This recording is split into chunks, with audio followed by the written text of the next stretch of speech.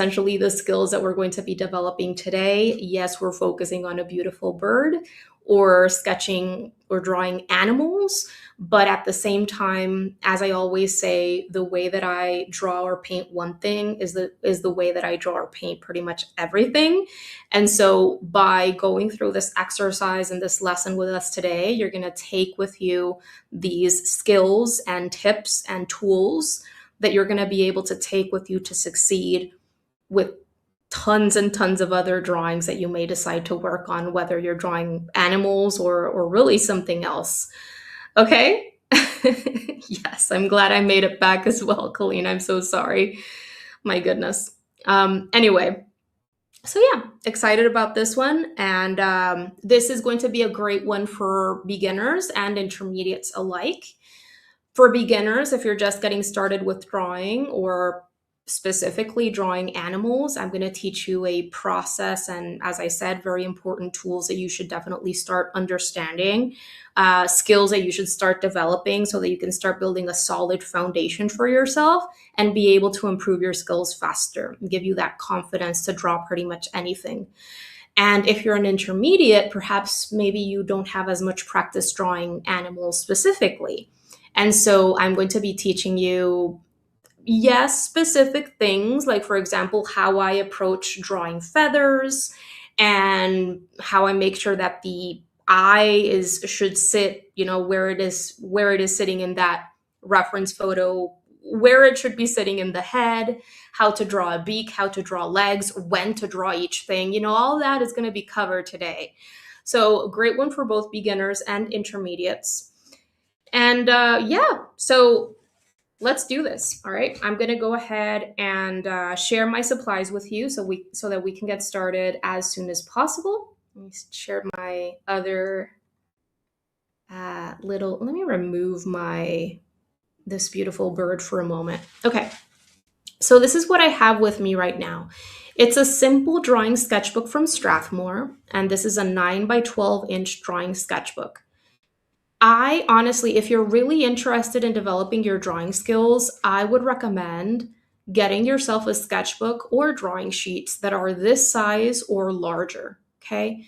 Because sure, smaller sketchbooks are nice because they're portable. If you're gonna be drawing outside and stuff like that, it is helpful to be carrying a smaller sketchbook. It fits in any bag or whatever it is.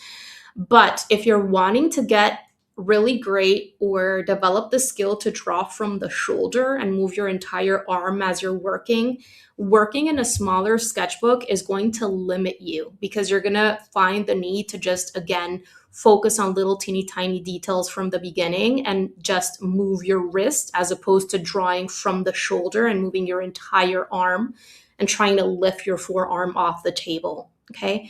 I do have a drawing mini course for the total beginner, which is free. It's available. All of the class videos are available on my YouTube channel, but I also have an external page where I have arranged all of the lessons, all of the videos with the downloadables that go along with each video right below the video. I have this nice external page where I have compiled everything so that everything is in one page for you. And over on Patreon, you guys have access to it. But if I have it for free, like, you can just email me and I'll get it to you for free if you want. So if you're watching and you're not a Patreon member and you want access to that page, please just send me an email. You can find me at hello@ericalancaster.com and just let me know, hey, I watched you on YouTube and you mentioned something about a drawing mini course for the total beginner, which is free. And I'll send you the link and you'll get all the class videos and the downloadables on one same page. Okay. Yeah, I'm against gatekeeping information and stuff like that. And I just want to help people, develop their skills and stay consistent with their art. So I try to live by my values and kind of build my business around those values as well. Anyway, okay, so yeah, definitely recommend a 9 by 12-inch sketchbook or larger if you want. And then when it comes to my pencils that I'm going to be using today, I have these 4 pencil grades on hand. I don't know if I'm going to be using all 4. Honestly, with just 3, that is more than enough. Welcome back into the room, and super sorry if you went into the last one and I got cut off. Okay, but you didn't miss anything. No worries. The class is not started. Anyway, okay, so I have these four different pencil grades, and this is also something that I go over in my drawing mini course for beginners. I explain what different drawing pencil grades are and how they can come in handy throughout the drawing or sketching process. I would highly recommend checking that out. It's the first class where I go over the essential or basic art supplies. So, what we're going to do is we're going to start with our hardest pencil grade, which for me is going to be, I'm going to use a B pencil. I usually use an HB pencil when I'm starting a sketch just for myself, but I'm going to use a B just so that you can see my lines a little bit better. But remember that you should start a drawing lightly because drawing or sketching is a refinement process. You are not meant to lay down perfect shapes and lines from the very beginning, okay? Not even old masters expected themselves to draw perfect shapes and lines from the beginning. And you can see in their sketches, look it up, do some research. You're going to see old master sketches where you have lighter, fainter line work and shapes that they lay down in order to decipher proportions and perspectives and all that. And then they create darker shapes and lines um, based using the wrong shapes or imperfect shapes and lines beneath. Once you have those, you have landmarks and things to compare with, right? And once those incorrect or imperfect lines or shapes are down, then you can judge, then you can evaluate, and then you can improve. So if you don't have anything imperfect laid down, how can you expect yourself to arrive at better proportions or better perspective or whatever it is? Okay. And that is why in old master sketches, you see those fainter, lighter lines, and then the actual correct shapes or whatever it is that they want you to see first is a little bit darker. Okay, there's more contrast in that. They're more finished, right? I hope that that makes sense. Anyway, start your drawing lightly. I'm going to start with a B today, which is a middle of the range pencil.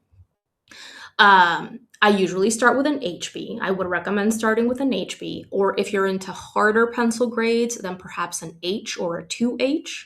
I personally don't like the H range as much because they're very hard and things start to get very scratchy. Okay, you can scratch your paper. I don't like that. So I'm going to start with a B and make sure to draw lightly.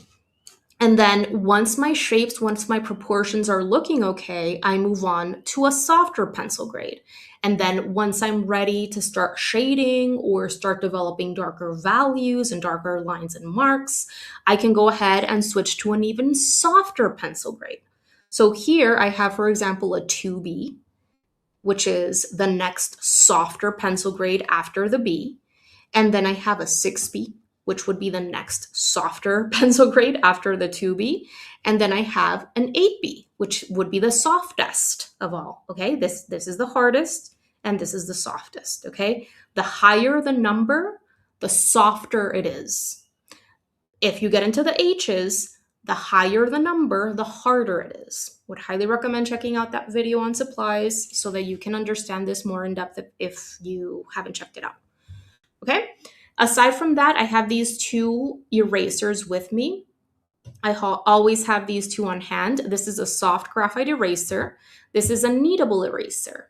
And sometimes when I'm going for I'm not really, if you've seen my drawings or my paintings even, I'm not a super hyper realistic drawer or painter.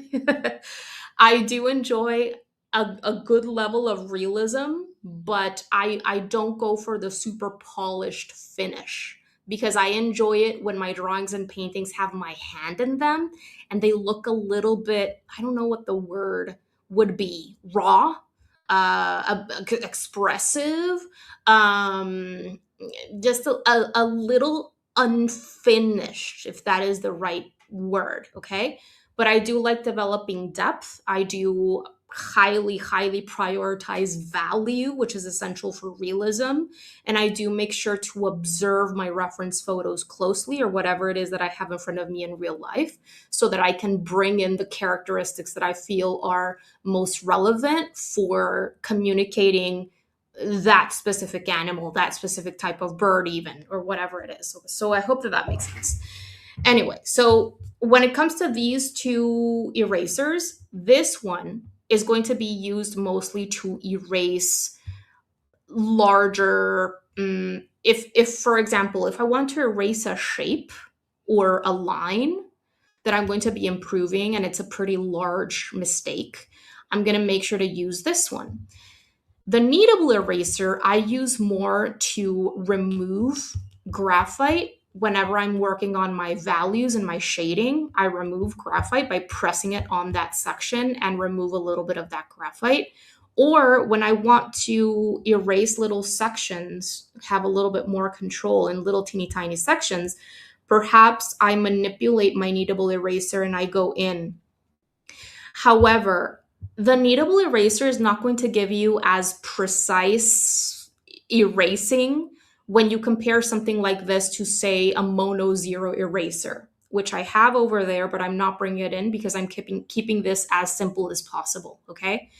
A mono zero eraser, which is more of a pen type eraser, is going to allow you to go into little sections like eyes and things like that and clean up the highlight really well. Whereas with a kneadable eraser, you're only going to be able to erase so much before it starts bending on you, you know? So more so, I use my kneadable eraser to just lift off graphite the same way I would lift off watercolor whenever I'm trying to lighten an area, but I'm not trying to lighten it completely or remove that graphite completely is what I would compare it with. Does that make sense? Let me know if you have any questions, because I did just kind of go over a lot. Let's see. Ooh. Let's see. Would an HB a 6H, sorry, be overkill for the bird project today? Yes, I think that's a little bit too hard. I don't think it's necessary for today's drawing. I think you should be good with like a 2H. I, honestly, I never use a 6H. I never use anything beyond a 2H, to be honest. Let me just check on the link. Okay, cool. Everything seems to be working great. Let me close this. And hopefully everyone was able to make it back into the room. All right, awesome. So I'm gonna flip on over to a brand new sketchbook sheet. And I really want to start out by explaining the two main ways that you can start your drawing, okay? And this applies for anything that you're drawing, okay? So I'm going to go ahead and share this photo with you again. Okay, so we have this beautiful bird. And by the way, I know nothing about birds. So if you know what kind of bird this is, let me know. Type it in the chats. I would love to know. Okay, but there are essentially two different ways that you can start a drawing, okay? And if you've been on my Patreon, you've heard me talk about these two methods to some extent, at least.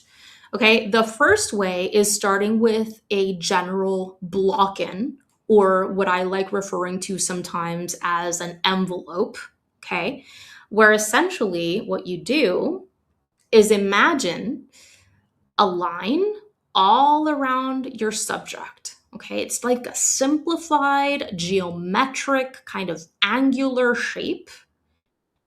And you're visualizing that around your subject. You can see how I've left out the legs.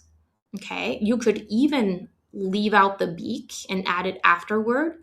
But essentially, you're enveloping, or you're simplifying the bulk of your subject into an oversimplified geometric shape created by bringing together a series of straight lines. Okay?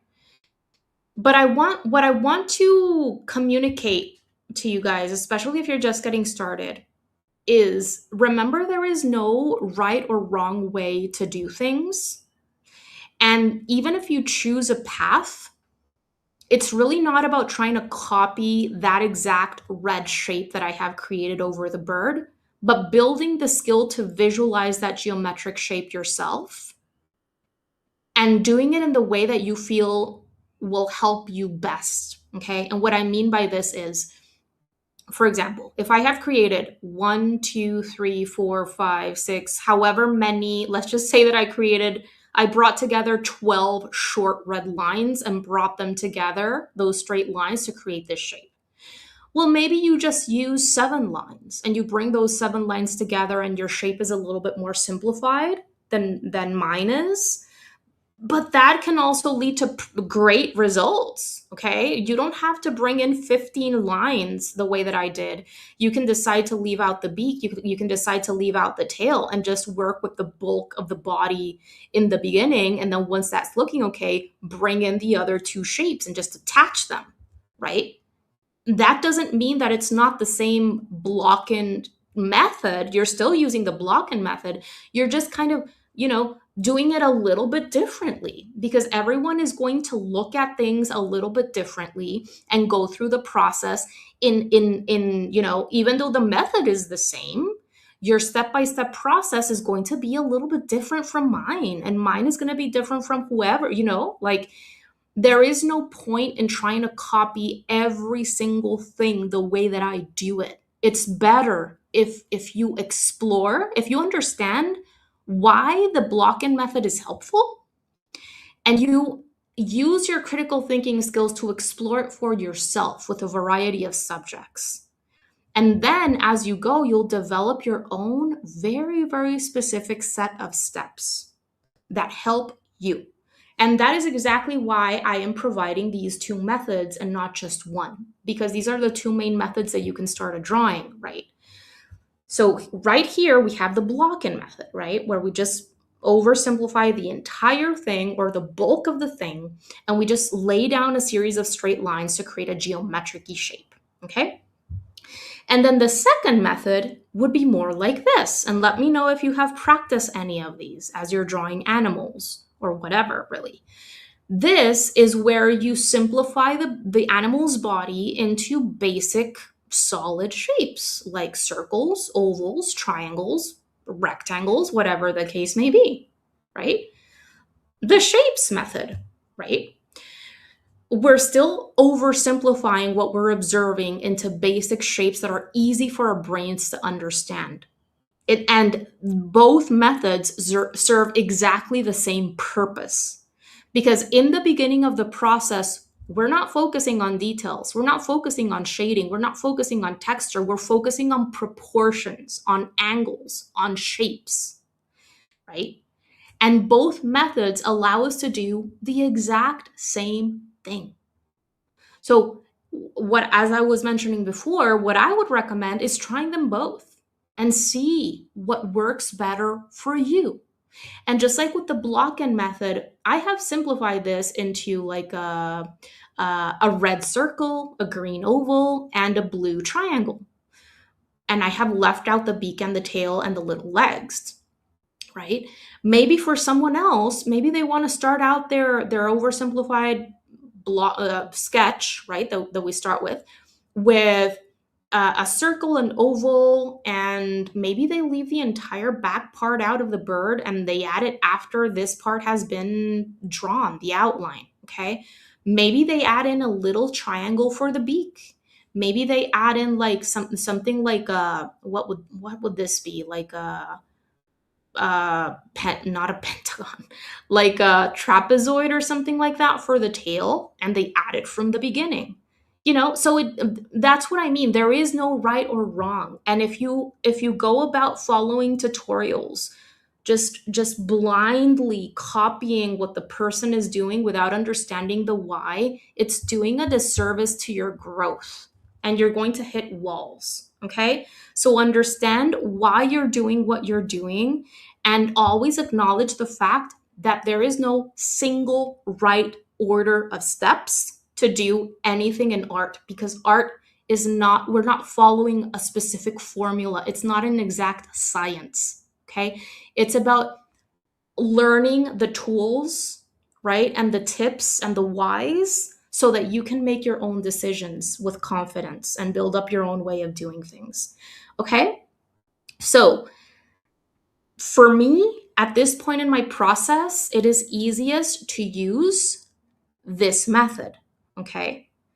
But if you want to go about it in this way, well, why not? Let's try it together, because this first step of the drawing process is something that so many beginners struggle with.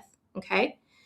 Now that you have seen both of these, I'm going to, place the simple photo with no overlays, and let's try to do this together. Okay.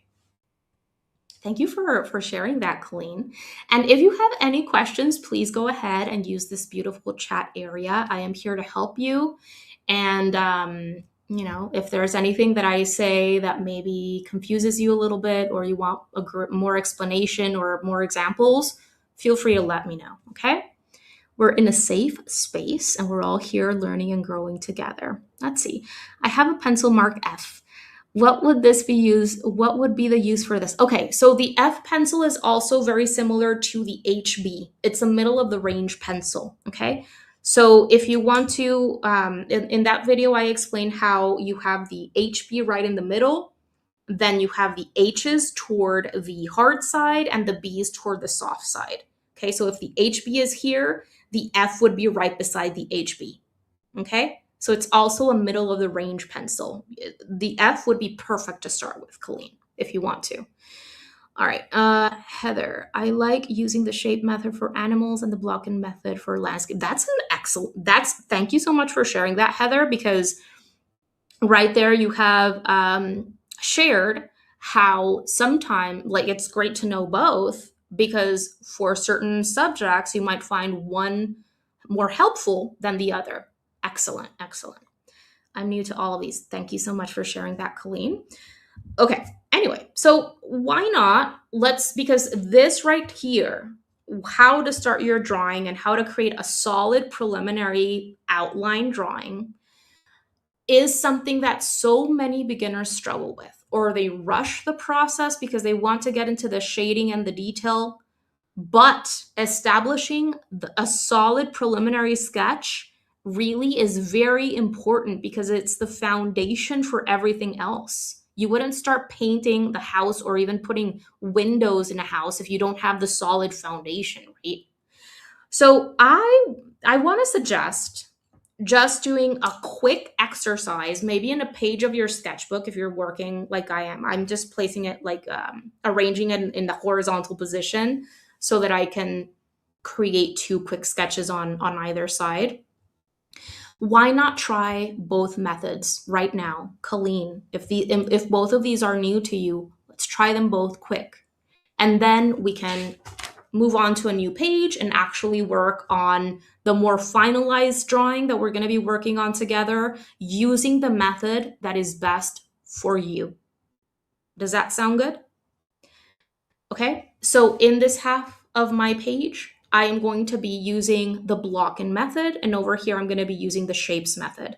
And I am just trying to arrive at a very rough outline drawing, okay? In our finalized drawing, we're going to be spending a little bit longer on refining shapes and proportions and all that, okay?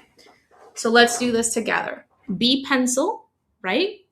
Loosen up your hand, your wrist, loosen up your arm, okay? And remember to draw from the shoulder. Try not to just let gravity pull your entire forearm down, and try not to just use your wrist, because if you just use your wrist with the tripod method like this, it's going to be much harder for you. First of all, it's going to start hurting and being uncomfortable at some point, okay? Especially if you're working on a longer drawing. Secondly, you're not in control of your pencil so much if you're just using this drawing or pencil grip, okay? This pencil grip is fine for certain parts of the process, but in the beginning, I would recommend getting comfortable with the overhand grip or the underhand grip, or even just the extended tripod where you're holding the pencil like this, okay, and drawing from the shoulder. Okay, so let's do this. Let me actually open up this picture larger for myself because I'm seeing the smaller one on screen. Give me one sec. Let me know if you have any questions. Okay, so I'm gonna do the larger kind of block-in method where I'm bringing together a series of straight lines. Oh my God, the bird is not gonna fit here. I'm gonna start it down here. I'm gonna start it down here. The head needs to start down here for the bird to fit because this pose, there's a lot of stuff going on above the head because of this pose. So bringing a series of straight lines together.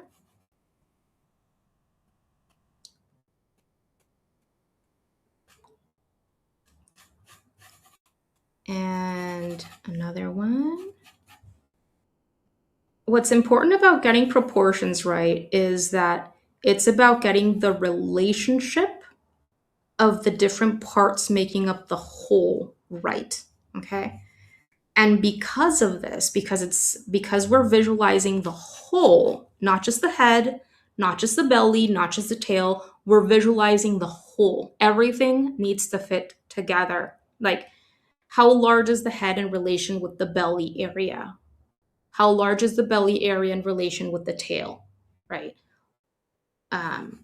So it's important to visualize the entire thing. If you're not visualizing the entire thing, then you're not going to get those relationships right because you're focusing too much on one single area. And one of the things that I see a lot of beginners do is they focus too much on one single area. Okay, and this is important, especially when drawing something like anatomy. And with anatomy, I mean both people or animals. If you start, for example, with the head, you take a long time finishing the head and then you make your way out toward the torso and then the limbs. And you haven't visualized the body as the whole before getting into the details, then it's very likely that what's going to happen is that the head ends up being too large or too small, and then the rest of the body ends up being super long, or one of the limbs ends up being very long if you're drawing a human figure. Stuff like that can happen. It used to happen to me all the time. Okay, so roughly this is the block-in method that I started with, or that I explained first. Okay. Let me make sure that you can see this on screen.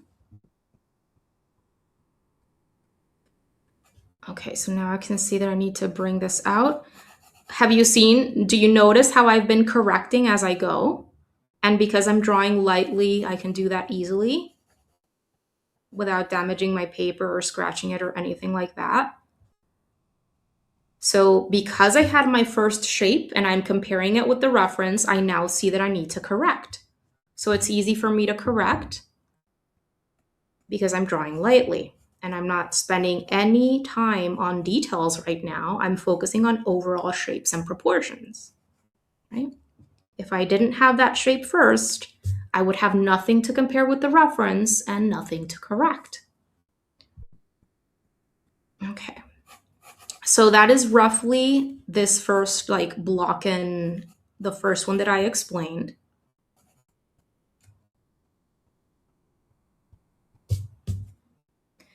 And maybe the tail is off at a slightly different angle. Maybe it's a little bit flatter.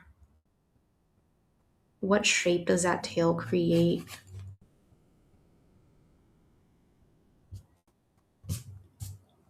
There we go.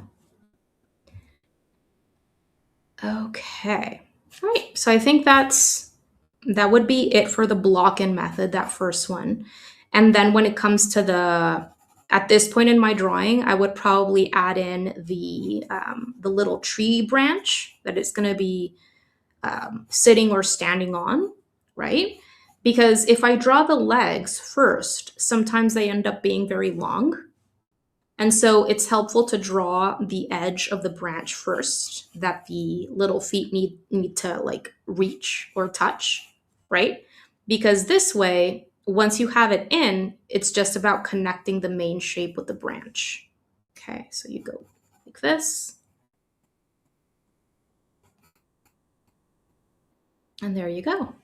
So that would essentially be the block-in method. From there, you would be breaking this up into medium-sized shapes and adding details like the eyes and all that. And I will explain how to notice the different feathers and how to sketch them. Okay. But this is just a quick exercise so that we can warm up for the final one. Okay. That is essentially how I would start my drawing with the block-in method. And in your refinement, if you want to smooth out curves and stuff like that, you can definitely do that. Okay. And because you're drawing lightly, it's like these more geometric angular lines, they shouldn't affect your drawing. Okay. So now let's quickly work on the shapes method over here. Let's see. All of my drawings are done with wrist, not shoulder. Maybe that's a reason why I'm pain after half an hour. Oh my goodness. Yes, that could very well be a reason. The thing is that we need to train ourselves to draw without tension. Like when you learn to draw from the shoulder, there is not as much tension in your arm, in your forearm, in your muscles, okay? And when you're focusing so much on a teeny tiny, if you're working on a teeny tiny sketchbook, that could very well not be serving you, okay?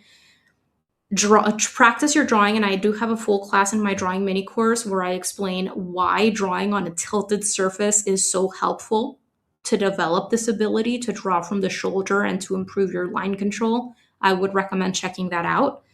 That is how I practiced my drawing in the beginning, and how I still have a drawing table in my studio here, which I practice my drawing on. And then that ability carries on to, right now I am drawing on a flat horizontal surface because of how I have my camera mounted and all this. However, when I started my drawing, like in art school, we were drawing on drawing tables, which had a slant to them. And I still make sure to practice my drawing in that way, at least every, let's say 2-3 times a month for half an hour or so.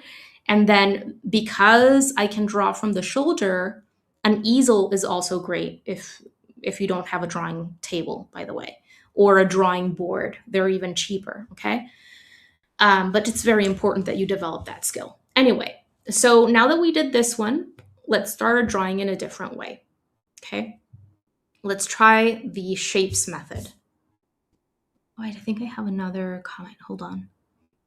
I don't have a lot of flexibility in my wrist, so need to turn my sketchbook around. Any thoughts?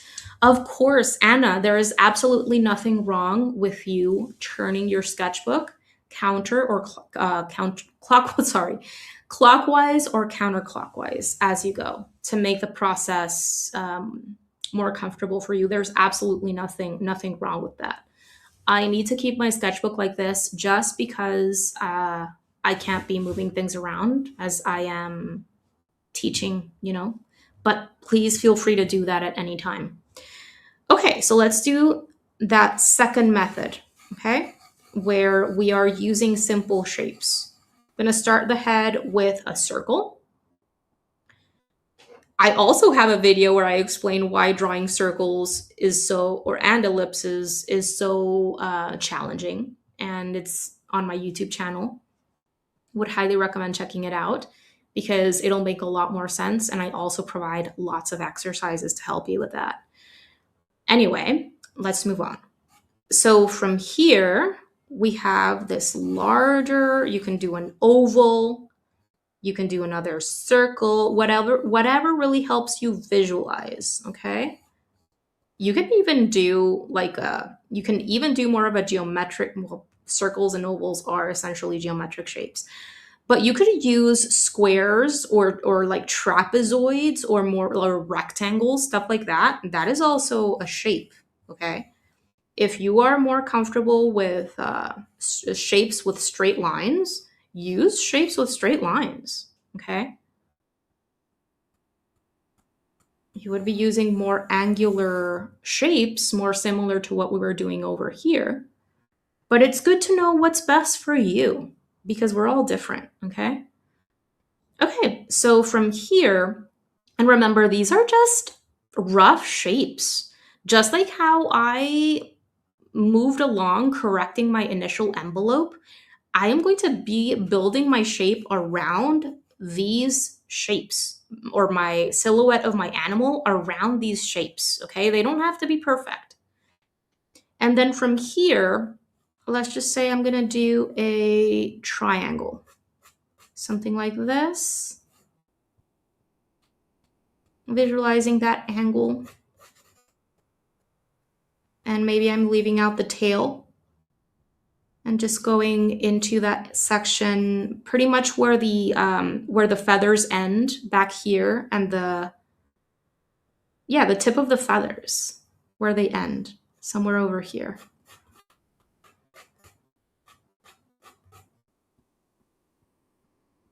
And there it is. So I have these and I'm keeping things super light, okay?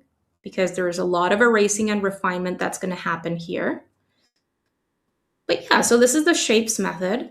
And from here, how would I move on to actually drawing the silhouette of the bird? Well, I would build around this, or, you don't have to build around it. You can build right over your lines, or if you're moving along, drawing your silhouette, and you feel like you need to cut into one of your shapes, that's fine too. That's perfectly fine, okay? Because these initial shapes are just for you to visualize the bird. That's all it is, okay? So once I have this, let me grab my larger photo again. Once I have this, I can start building around it. And for me, honestly, I like using straight lines because our brains understand straight lines more easily than irregular lines and shapes with curves to them. Okay?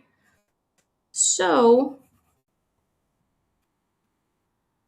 I'm going to start building that silhouette. But if you want to draw softer shapes around these with curves, that's fine as well, okay? Angular lines are easier, or angular shapes are more easy to compare and measure with each other. And you can decipher angles more easily than going in with curves right away. Let's see, the beak is more horizontal, I think, than this.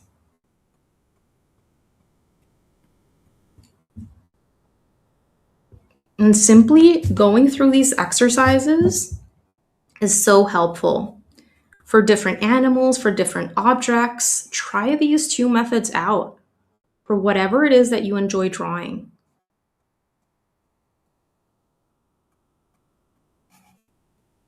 Okay, I think this looks okay. Then it tapers up. And over here, I would add a little tail, and the tail has an angle. And it tapers into the body, kind of like that. Okay, so by this point, those shapes have served their purpose, and I can erase them. So I would go ahead and just erase the shapes. And you can see how I'm not left with any dark lines or marks because I was drawing lightly.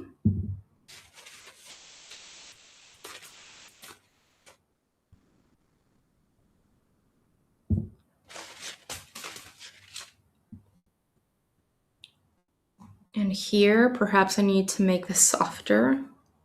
I need to soften this neck area into the chest. Yeah, I think that looks better. Okay. Check on, sometimes I see birds that are very, they look like they're very chubby, very round. And other birds are, and even I think the same bird throughout the year, sometimes they get fatter and sometimes they get, they lose weight. um, but what's most important here is making sure that the proportions are looking believable, right? We don't, because if I make this way too wide, if the distance between the back edge and this bottom edge, or this top edge and this bottom edge, I should say, is too much, I can mess up the proportions. Not only is the bird going to look probably super, super fat and round at the end, but there is always this range, right? Like, I could be drawing a cat, and if I make the cat way, way too, if the belly is way too wide, then the proportions of the cat are going to look weird. Whereas if at least the belly looks like it's within those average, average range, then it's going to be fine. That's what I'm trying to say. But the head, for example, has a specific size in relation to the body, and the tail has a specific size in relation to the body, and the beak has a specific size in relation with the head. You know, so try to visualize each part of the body of the animal, and ask yourself, what is the width and what is the length or the height in relation with this other body part, so that they're all kind of, again, fitting together to create those believable proportions. Let's see. Julix. Will this lesson be available to watch later? Yes, of course. Of course it is. It's going to be available on YouTube, and it's going to be, I'm not going to erase it. Okay? It's going to be left here. Probably going to erase the other one because I went on and I lost internet, so I'm going to erase that one. But yes, of course. I'm so disappointed today. Wanted to paint with watercolors. Oh, I'm so sorry to hear that. I really hope that you a speedy recovery for you. Hope you feel better soon. All right. And same thing here. I would draw the little branch before drawing the legs and the feet.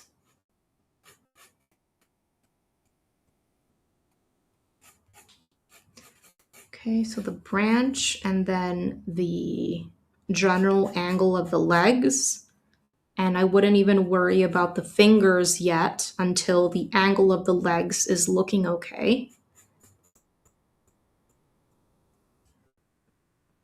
All right.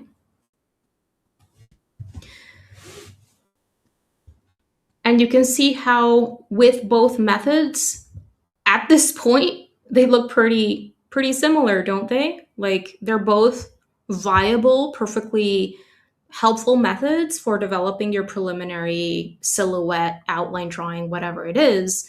Because at this point, from here, you would be moving on in the exact same way, where you break up the larger shape into medium-sized shapes. For the feathers, I'm going to tell you exactly what to do, where to add the eye, and so on and so forth. You can watch it as many times as you like, Colleen. And do let me know if there's anything specific that we go through today that you would kind of enjoy watching, as a separate video or lesson, because I'm always interested in learning that as well. All right. So now that we have practiced these two, this was excellent warm-up. Now let's go ahead and choose whatever method we feel worked best for us. And let's work on that more, I guess you could say, polished outline drawing, okay? So we're gonna take this one further into separating into medium-sized shapes and then adding detail and so on, okay? This is gonna be the one that we spend more time on today. Whatever method it is that you felt more comfortable with, which, by the way, if this was your first time trying both, then give yourself a chance probably to continue trying them both.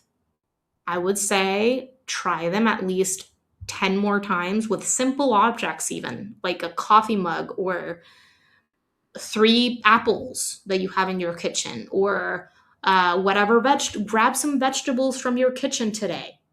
Set them in front of you and just try both of these methods out with those vegetables, Give yourself an opportunity to explore these at least, I would say, 10 times. Quick sketches like the ones that we just worked on. Then decide. Okay? Because all of the like drawing is not a natural ability that we're born with. Okay? So, and whoever says that they came out of the womb knowing how to draw is lying. Okay? So give yourself an opportunity, please, to get comfortable with doing things this way. Also, if you're finding it difficult to draw from the shoulder, remember, I'm gonna do the envelope or block in because that's just what's comfortable for me right now in this part of my journey. But remember, do whatever you feel is best. Okay. What I was going to say is, if you find it difficult to draw from the shoulder, just remember that for however many years you've been using a similar tool in your hand, which probably you started in kindergarten or younger, right? So, however old you are right now, if you're 27, if you're 40, if you're 60, if you're 70, and you're starting to draw, remember that for those 30, 40, 70 plus years, you have been holding a similar tool like this your entire life. And you're expecting yourself in a week to be drawing from the shoulder loosely. That's not realistic, friends. Okay? It's not realistic. And if you're expecting yourself to feel comfortable in a week, it's probably not going to happen. Okay? Give yourself a chance to get comfortable with your tools and to help your brain understand that drawing is not the same as writing. Okay? So, yeah. Anyway, okay. Woof, got passionate there. Beak. Let's see if I can do this all in one same shape and not leave the beak out. And let me know if you have any questions, because I've kind of thrown a lot at you in a very short period of time, but I like being honest about everything, okay? A lot of people out there are just setting very unrealistic expectations, and I think overall that's going to end up harming you more than helping you. Okay.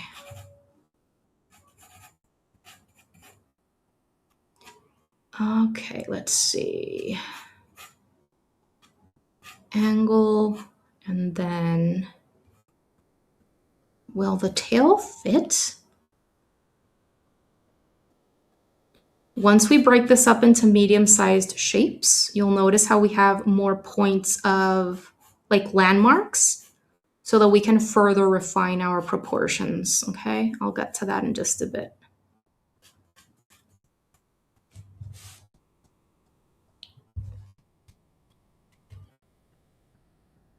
Let's see if I have any comments. Could you combine the block-in and the shapes method together? Yes. Yes, you can, Catherine. Do the block-in first and then draw the shapes inside the block, or is that too much and confusing? No, not at all, Catherine. It actually makes complete sense.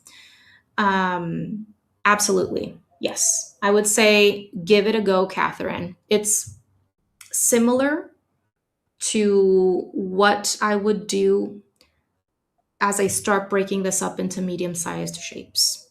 Absolutely. For some reason, working on the bird from tail down was easier. I saw the shape of a chicken drumstick and it made more sense. Awesome. I mean, if it works for you, then it works for you. Okay.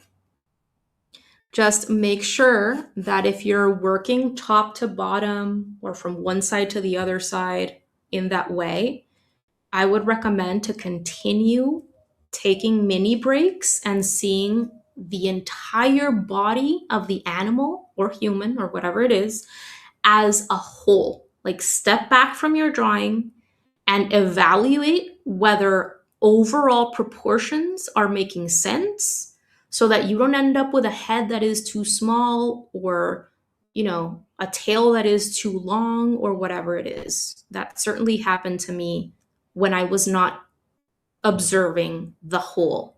Okay. Okay. So just making some minor refinements in my shape, making sure that I'm keeping things light. And let me know how things are going for you. If you need a little bit more time. I do have to go grab my charger for my computer, and I should do that right now. Or maybe I'll finish the preliminary sketch, and then I'll go, like, we'll take a tiny break, maybe just a 2-3 minute long break so that I can go for my computer charger, because my computer is not connected, and I don't want to run out of battery. I forgot to grab it before starting the class. But it'll be a good little break to, like, stand up and stretch our legs for a moment before jumping into the details and shading and whatnot. I think this angle needs to come up higher a bit.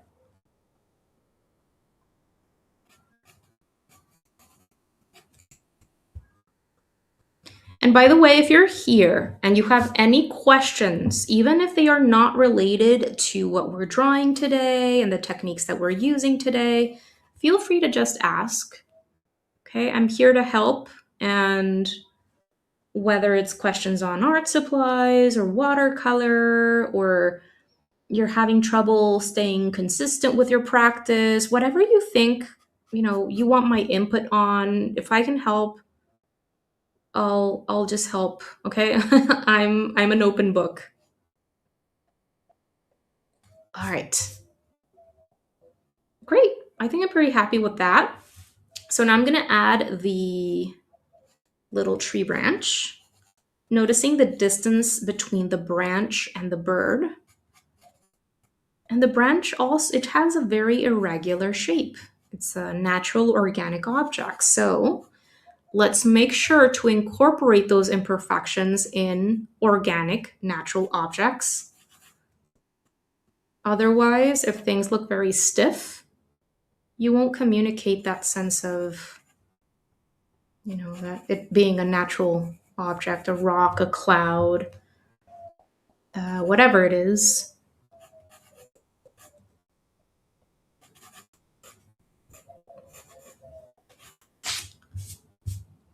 There we go.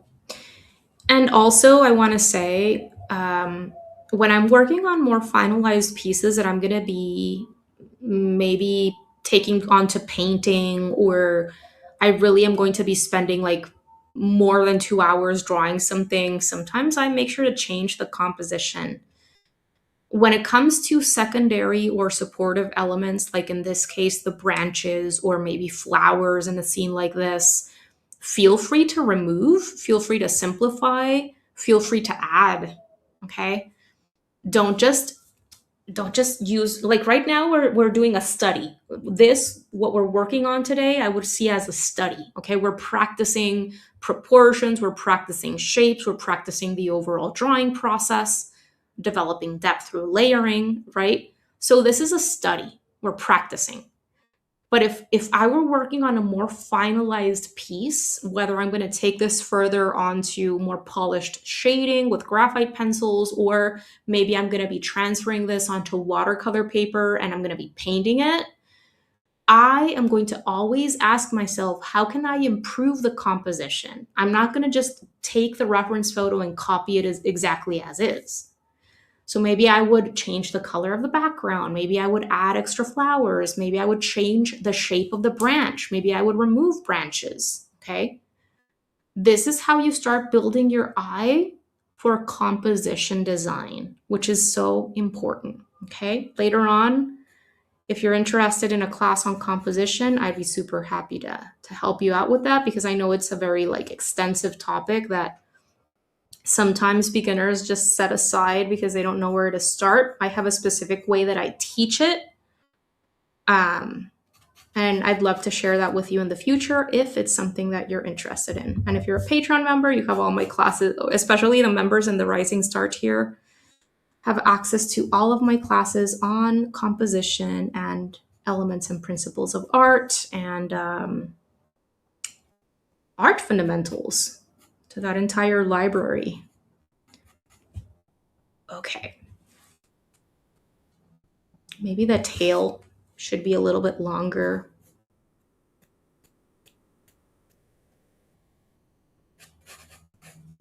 There we go. So that's my block-in done.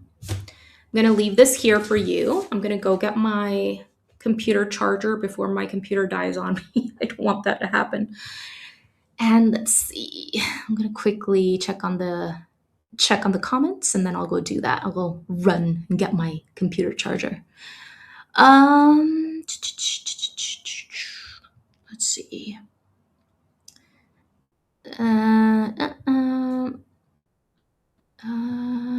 Okay, read this one.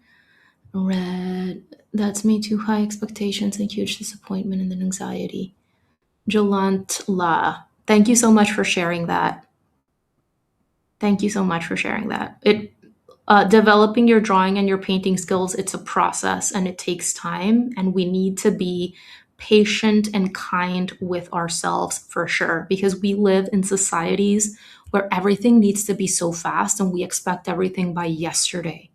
But the fact of the matter is that drawing and painting, it's not it's simply not how it works. I mean, if you look back in history, students learned under masters for years, and they were learning under like one single person at a time, as opposed to today where you have inputs coming in, little mini 30-second Instagram reels and tons of tutorials on everything coming at you at once. And I am on Instagram, but if you know me, if you've been hanging out on my Patreon, no, I haven't shared this too much on Patreon, I don't think. Well, I haven't shared this too much in general. I don't think so. Or maybe I just had conversations with my one-on-one students about this. But honestly, those 15, 30-second reels, shorts, and the like, I'm not on TikTok and will never be on TikTok. I don't like it. I am on Instagram, but it's taken me so long to understand what people even want to see in 15-second videos, because for me, learning art and 15-second videos, it's just not compatible. And once again, it's a detriment, or it actually holds beginners back, exactly because it makes it seem like learning art is easy and like you should be able to create something beautiful in 15 seconds, right? And that is exactly one of the reasons why so many people have such high expectations of themselves. Like, add those to all of the fast life that we have nowadays, and it just makes this mishmash of like, yeah, expectations of ourselves in all areas of our lives, and it's not healthy. It's not good for us. Most great things, most complex skills, getting healthy, it takes time. It's a process. It's years, right? So be patient with yourself. Feeling good about my sketch, but I wish we could post photos in the chat. Heather, if you're over on Patreon, or you're a member of my free Facebook page group, sorry, it's called Art in Harmony, my free Facebook group. There are over 2,000 artists posting there. So if you'd like to share your work over there in my Patreon, in the community chats, or over on my Facebook, you're more than invited to do so. I'm about to build a small art studio at home. Amazing, Jacqueline! What is something you wish you had paid attention to when building?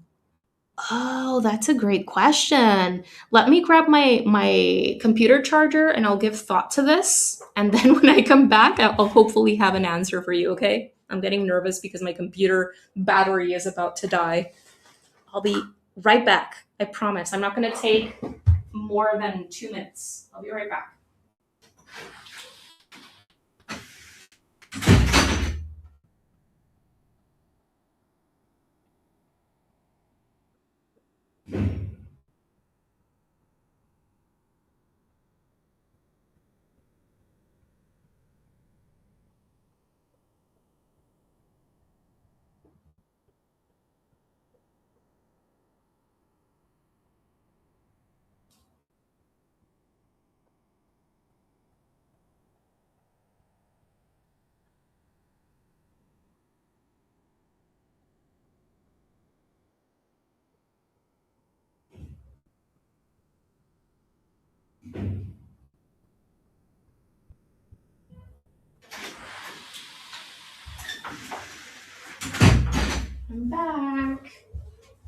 plug this in.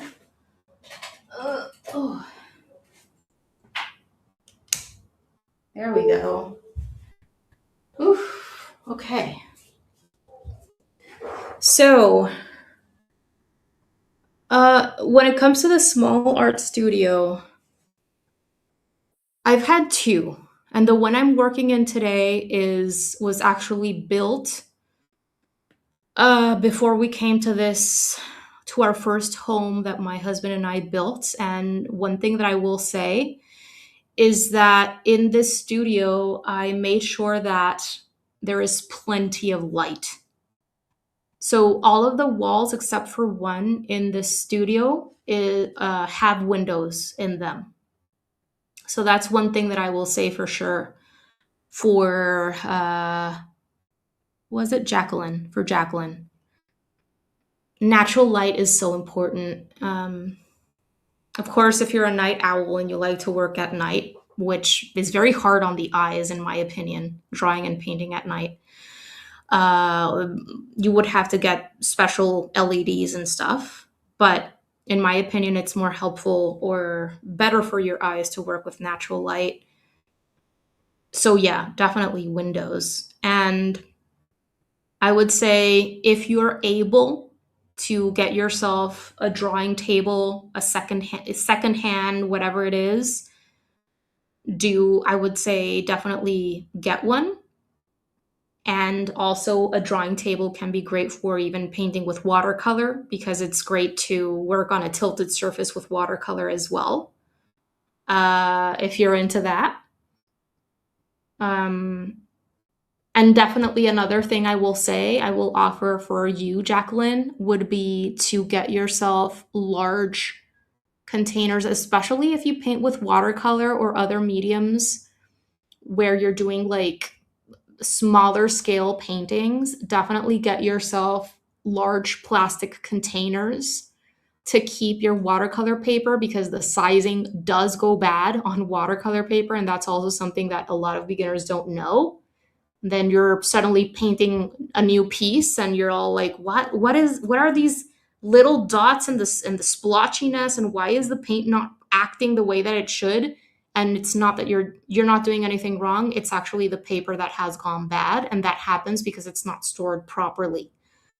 So definitely have some space where you can have at least a couple of large plastic containers where you can keep your paintings and your watercolor paper, and make sure that you have space for that somewhere on your floor or closet if you're going to have one, or whatever it is. There are a couple of tips for you in terms of your art studio. Composition would be great. Awesome. I'll jot that down. Let's see.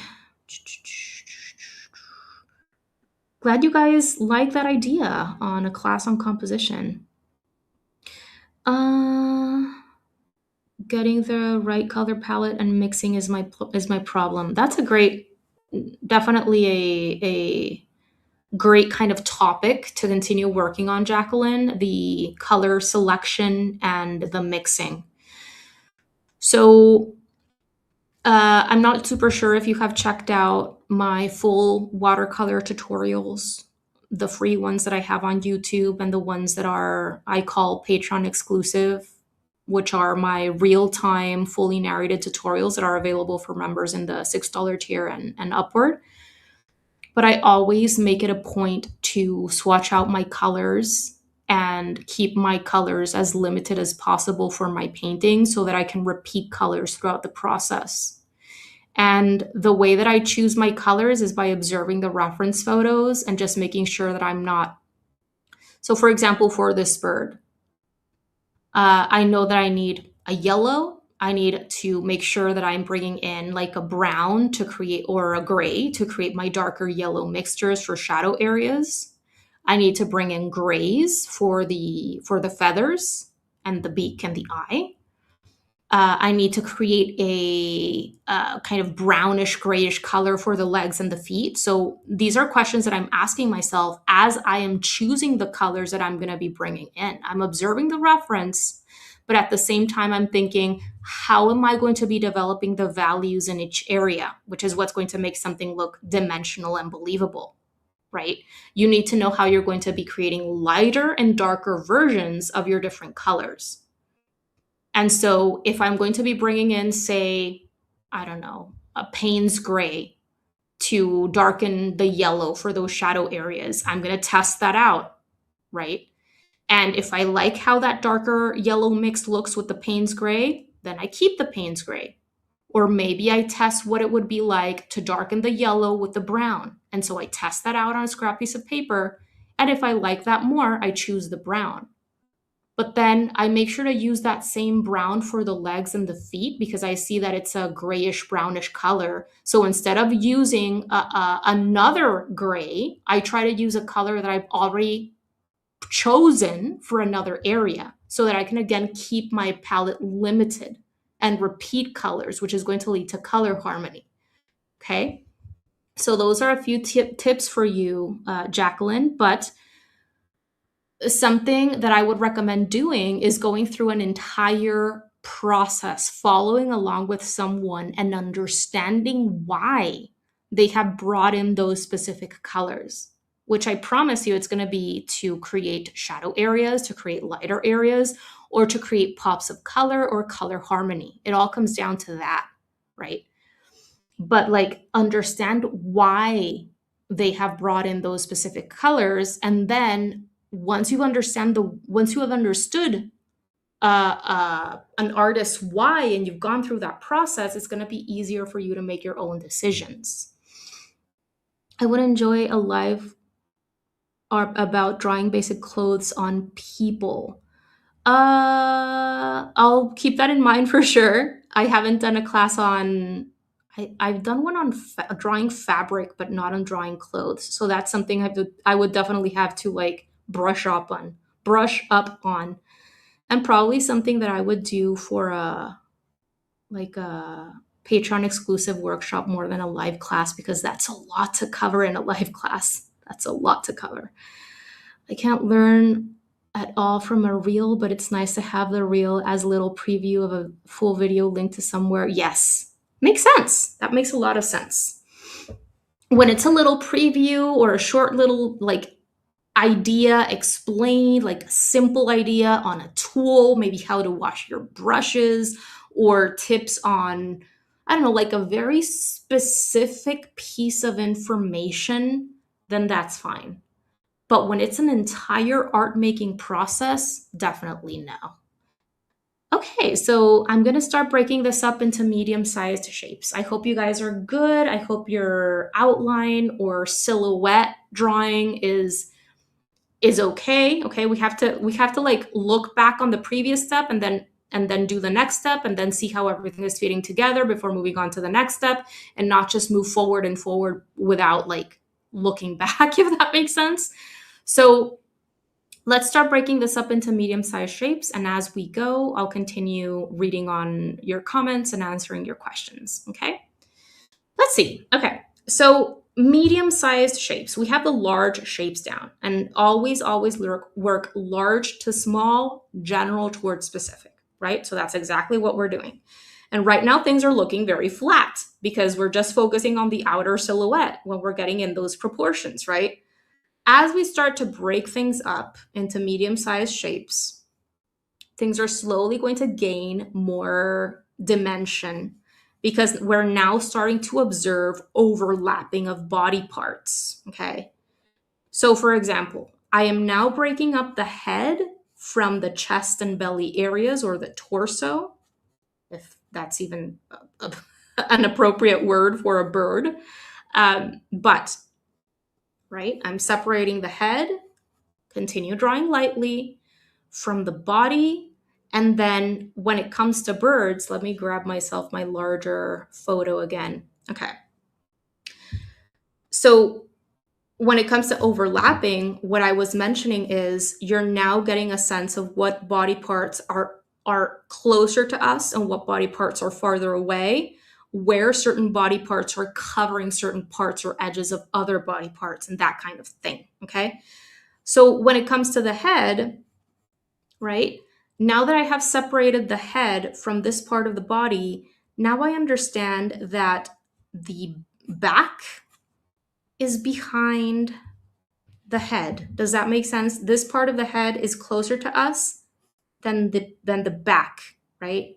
We see this going on. You can also almost like see that separation where the yellow feather section, like the solid one, the solid yellow in the head ends, and then the feathers in the wings begin. Do you see that back edge of the head there?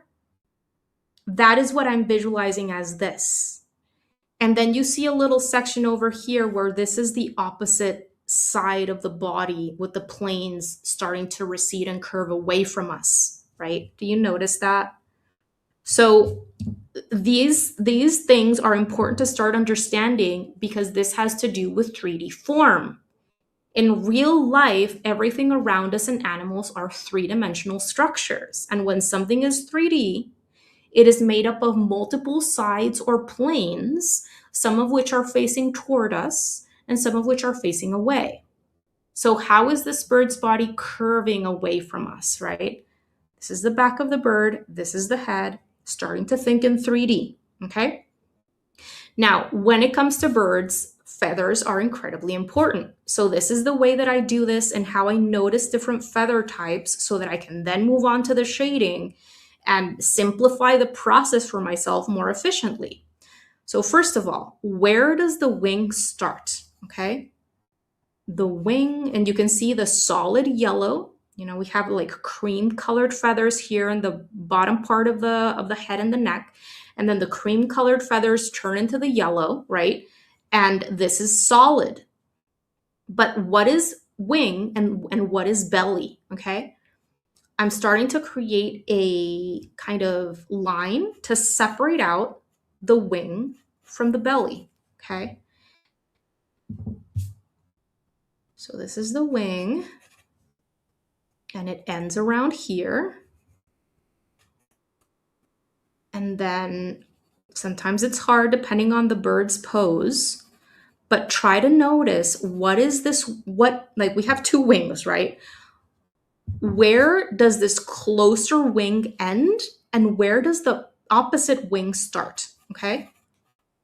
It's not in the middle of the back. That is something that sometimes our brains will tell us to do because it's the simplest way to do things, to just break things up into halves.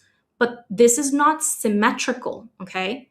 We see much more of this wing than of this wing.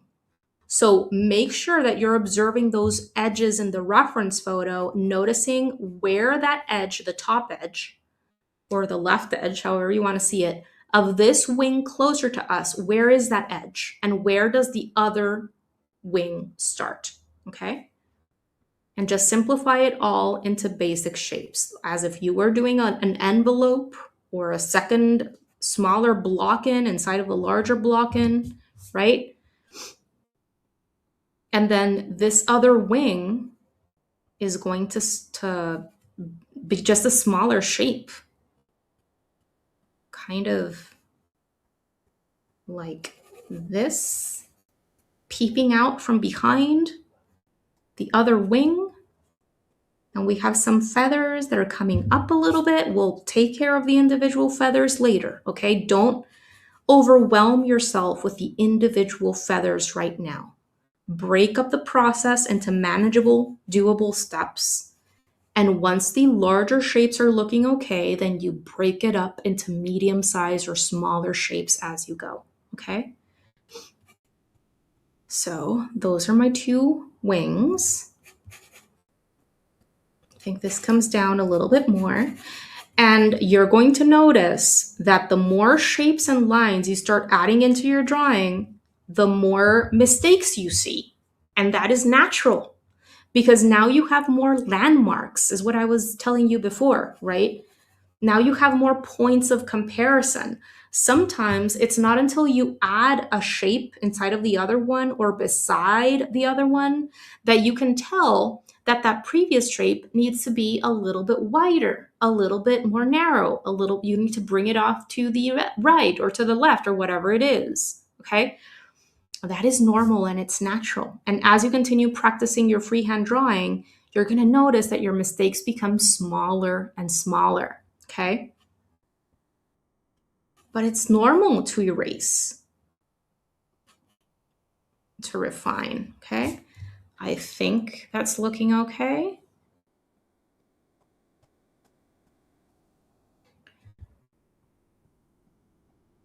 And this bottom edge of this shape wouldn't be visible, so you don't really have to draw it all the way down if you don't want to, because this is going to be a soft gradient here below the head and into the neck.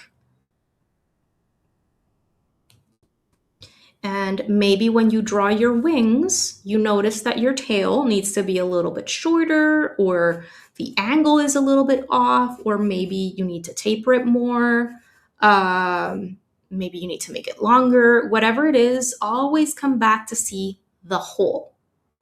Okay? Gonna leave this for a moment and I'm gonna check on you guys' comments in the chats. Getting into those individual feathers in just a moment. Let's see. Okay. Good lighting in your studio is a must. Yes, absolutely, Gail. Very, very true. I'm building a new art studio in my third car garage. That's amazing, Anna. That's so cool. Starting with the minimum of heating and cooling with a mini split and looking into getting a skylight for natural. Nice, Anna. That sounds amazing. Living in Alaska, I have natural light shop lights. Cool. That makes sense, Gail. Oh my God, I've always wanted to go to Alaska. It looks magical. Absolutely magical. I'm a professional classical musician. Amazing, Heather. That's so cool. I admire musicians so much. And your thoughts on the soundbite style of art teaching and learning is exactly why I like you. 100% on the same page. Yeah, Heather, music and art are so similar in both learning, like the entire process of learning how to play an instrument and learning how to read music and learning all of this. And even just like the structure of music is very similar to, or like how you write songs, to me is very similar to how you design visual compositions, because you're taking the listener or the viewer through a journey when you're sharing your art or your music, right? There's a story, there's a message there. I really believe that even if you are an artist who draws or paints still life pieces, I love painting still life pieces, like finding the beauty and interest in common objects around me and bringing out their magic, right, to people watching or seeing. um like that in and of itself is communicating a vibe, a story, a mood, like communicating happiness, right? It doesn't have to be an artwork that is full of like a very, very intrinsic grandiose message or composition for it to communicate a vibe, a story.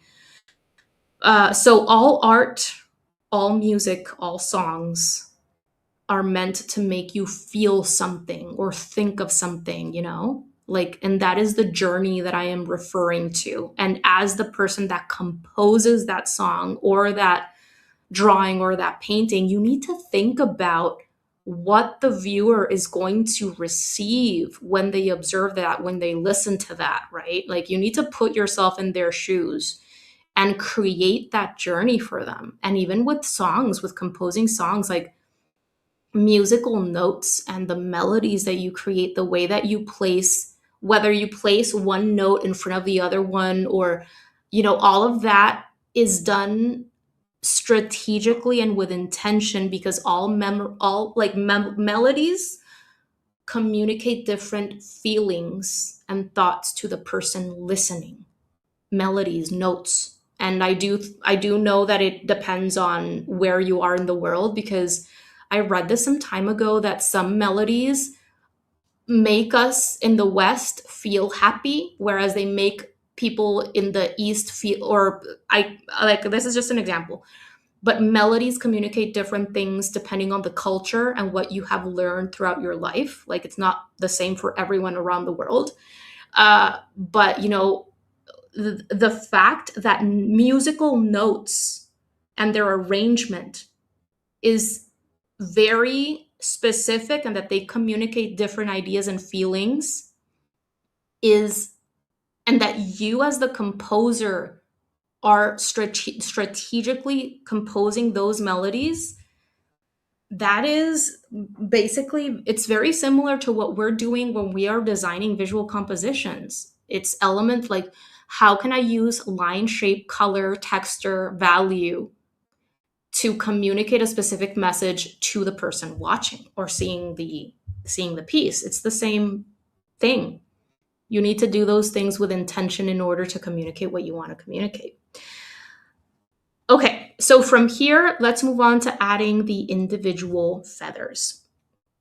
And for this, I will say, okay, remember how a while ago I was saying how when it comes to secondary or smaller elements, you do not need to like overwhelm yourself and try to copy everything exactly as is to arrive at believable results. Well, the same thing happens when it comes to animals with fur or birds. They have their feathers, right? You don't have to stress yourself out about copying every single feather exactly the way that it is in the photo. Okay, we're not copying machines. We're not AI. Okay, our drawings or paintings are going to have our hand in them. They're also going to have our discernment and decision making when it comes to simplifying and keeping. Okay, but when it comes to birds, what I will say is it's important to notice where feathers change. Okay, so here, for example, in this one, I noticed that we first see very small yellow and black feathers at the top of the wing, where the wings connect with the back of the bird, right? We have this section with very small feathers where we have yellow feathers and black feathers, and it's hard to tell their shape, right? That is that first section that I am sectioning out. But I also have this other section over here where I now can see the shape of the feathers more clearly. See that? Okay. Right there. I'm not worrying about this wing over here because we cannot see very much of that wing. I'm just focusing on this one that we can see more of first. We have this other section where we have medium-sized feathers that we're now able to see the shape of more clearly. So these are teeny tiny feathers. Then we have medium-sized feathers, and then we have longer feathers over here in the bottom half part of the wing. We have longer feathers, right?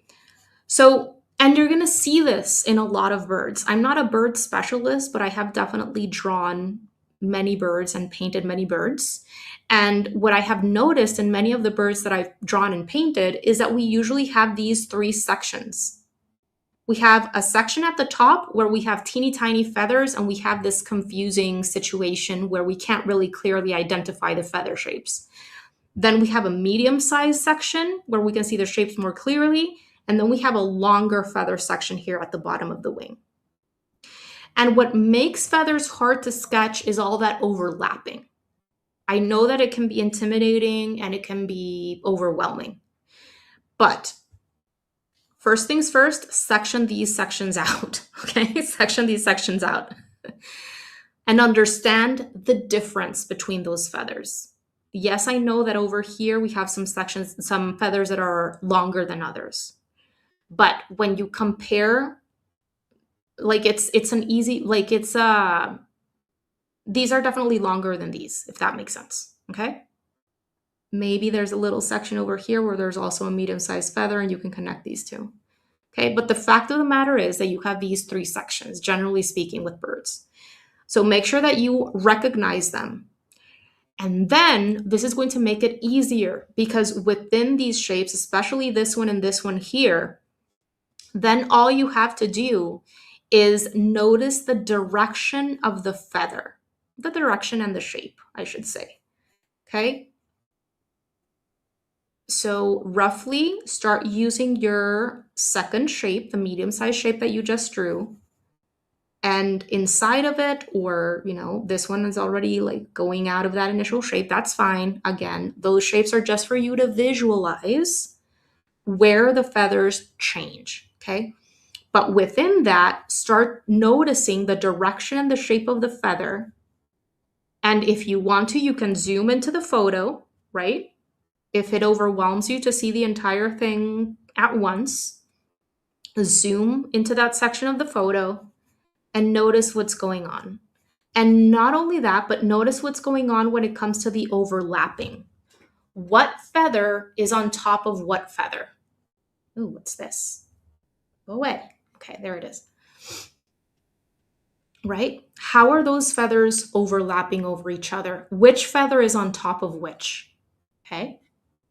And start drawing those patiently, observing the reference photo. Okay. And stick to one section at a time, those sections that you've sectioned out. Okay. And only focus on the feathers in that area. Now, again, if you leave out a feather or you bring in an extra feather that you don't see in the reference, that is fine. We're not going for a carbon copy of the photo. We're not machines. We're not creating a perfect replica. Okay, this is a drawing.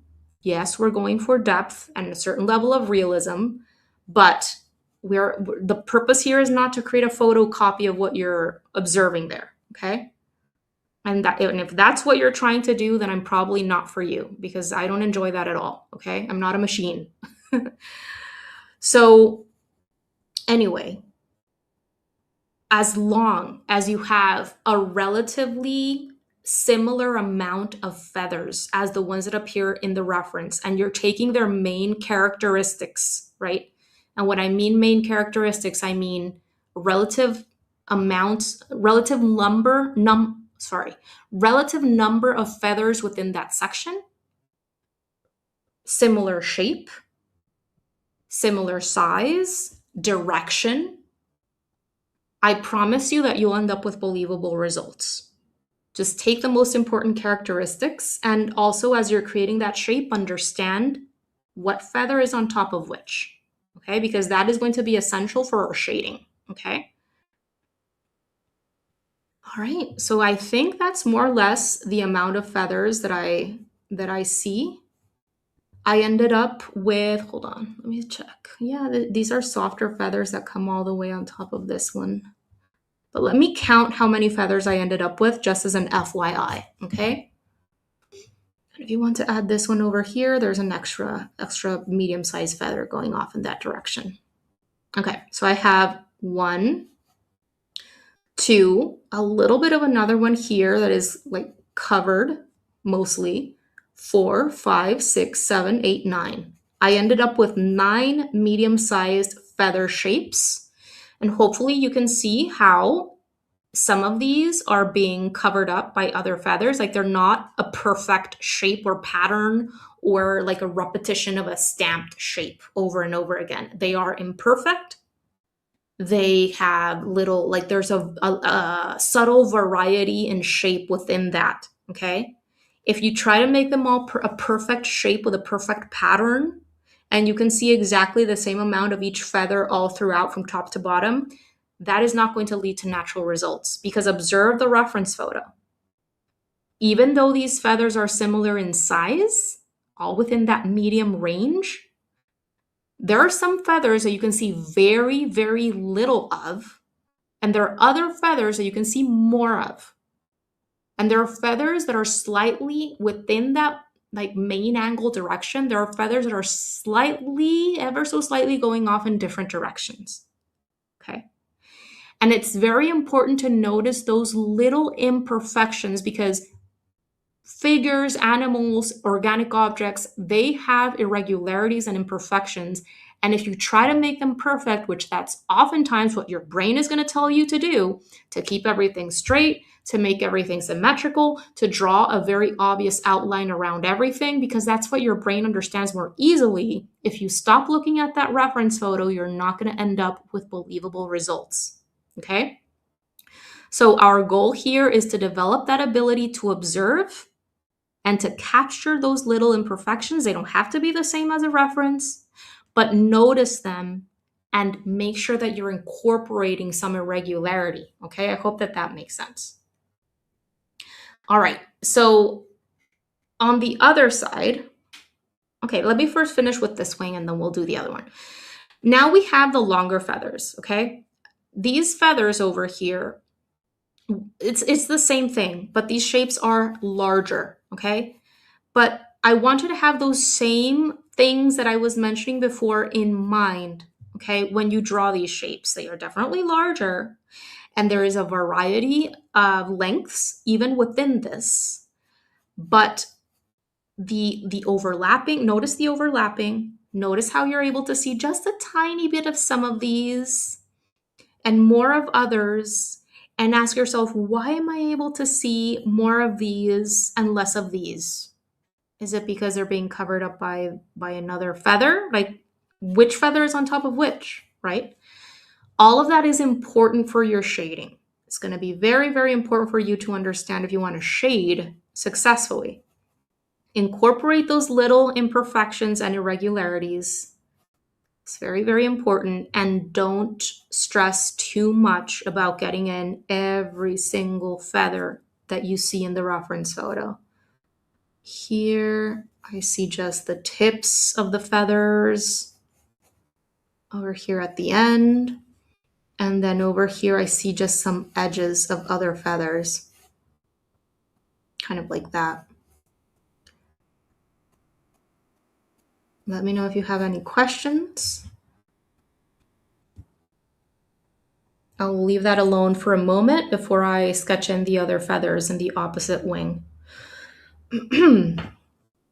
Let's see. Let me look at those comments. Have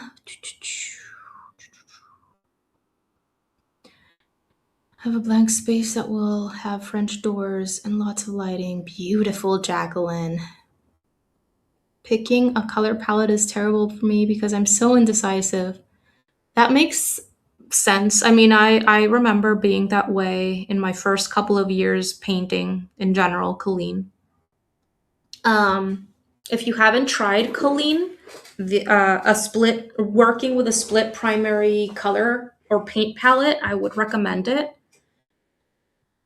I understand the love of color. I do. I understand the love or the desire to have the largest palette with the most colors in it because there's so many beautiful colors and, but at the same time, I think limiting the amount of colors that you use is so powerful because it helps you understand color more and it helps you understand just what you like more, the colors that you like. It allows you to like delve deeper into using the specific colors that you're drawn to, and you learn so much about those colors.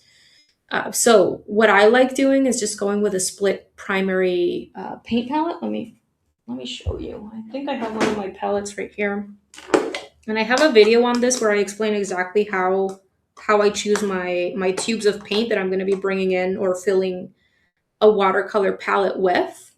I have that video on Patreon and also on YouTube. How I choose the colors that I'm going to be bringing in into my palette and how I fill it up and all that. Like I explain everything. But once I understood that essentially all I need is a cool and warm red, a cool and warm yellow, and a cool and warm blue. Sorry, cool and warm blue, and a few other convenience colors and browns and grays that I enjoy. Like once I understood that, it kind of simplified the process for me And it makes it even easier to choose my colors for my paintings because I like all I need is there, right? And so after that, it's all about the ideas that I was sharing before, where I'm trying to limit my colors, the fewer the better, and whenever I can repeat, whether it's a color that I'm using for all the shadows that I've already used inside of the subject itself or stuff like that, I'm going to repeat. Um Jacqueline, I'm so happy to hear that. Thank you so much. It means a lot. Dark feathers on the bird look like they have a purplish tint to me. So would you then mix the yellow and purple to make your Ooh, Heather, I like how you're thinking. Yes, exactly. That's exactly right. Because yellow plus purple, I mean, yellow and purple are complementaries, right? So if you mix enough of them together, you're going to get a grayish color with a beautiful vibrancy and hue to it, like a temperature to it, depending on the specific purple and yellow that you're mixing together. So that right there is a beautiful idea for sure. The little bony feet look like a nightmare. Yes, jury for sure. Like feet and birds can be a little bit challenging, especially for those who want to add a lot of detail.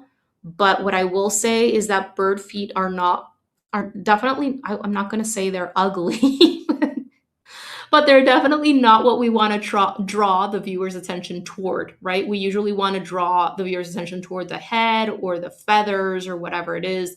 So we want to keep those areas that maybe we want to make secondary or tertiary simpler, like with less detail and stuff.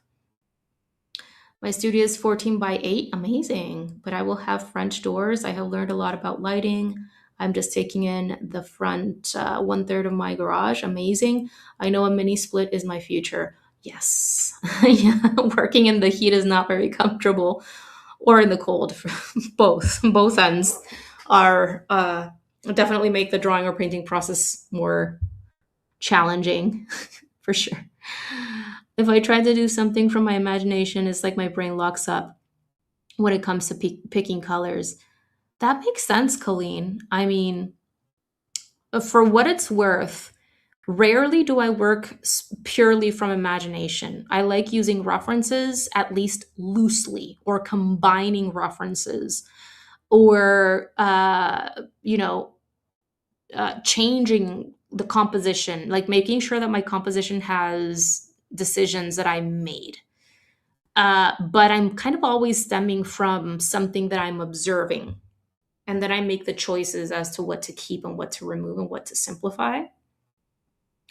But when it comes to choosing colors for things that you are drawing or painting solely from imagination, I can see how that is harder because you're not looking at anything specific.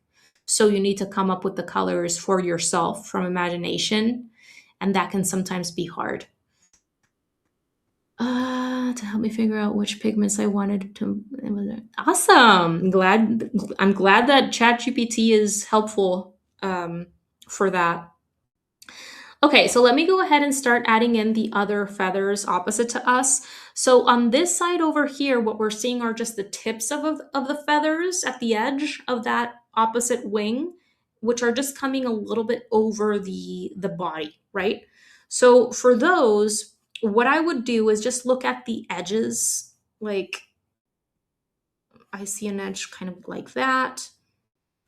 Try to ignore the little mini feathers over here. We'll get into those later. But I see another, like, what is the shape of those opposite feathers? How are they stacked over each other, at least from this perspective? What are we seeing of each feather? And, over here I see three. So I could do something, break this up into three sections.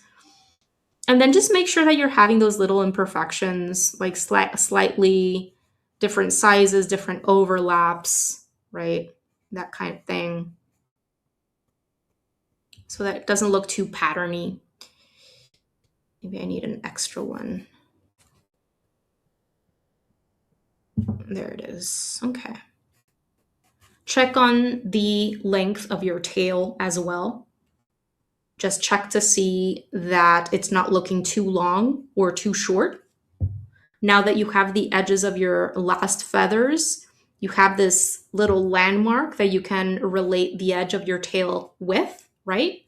So if you notice that this distance is too much or too long or too short, you might want to bring out the back edge or the end of the tail, bring it up or down, whatever you need. Okay. When it comes to these feathers over here, what I would personally do, because I am a little bit looser in my drawing, is simply start adding in some textural lines and marks in the direction of, these are very loose lines, but notice how they are all kind of going off in different directions. Some are going down and some are going more kind of toward the middle, like almost like a very subtle fan in some sections. Just start noticing how those directional changes are working in this part where there are very, very teeny tiny feathers. And maybe just start adding in some edges. I know that these feathers are harder because, again, the shapes are not defined like with the ones that we just added in, right? Maybe we have some definition in these smaller feathers here. Right here, you do see some edges, right? Where they're starting to turn into more medium-sized feathers. Right around here, you do see some edges. But aside from that, everything is very undefined, lost. The edges of the feathers get lost. And so don't try to draw every single one. Instead, notice those directional changes and start creating some lines and marks that will help you later on when we start to shade and add more texture, help you create those textures, okay? Because it's all going to be about those lines and marks. So essentially, when it comes to feathers, there are three main shapes / textural lines and marks that I use, okay? When you have very, very teeny tiny feathers, it's more of a textural line. Okay? That's what I mean. It's like with textural line, I mean like a loose scribble, a tapered short line, right?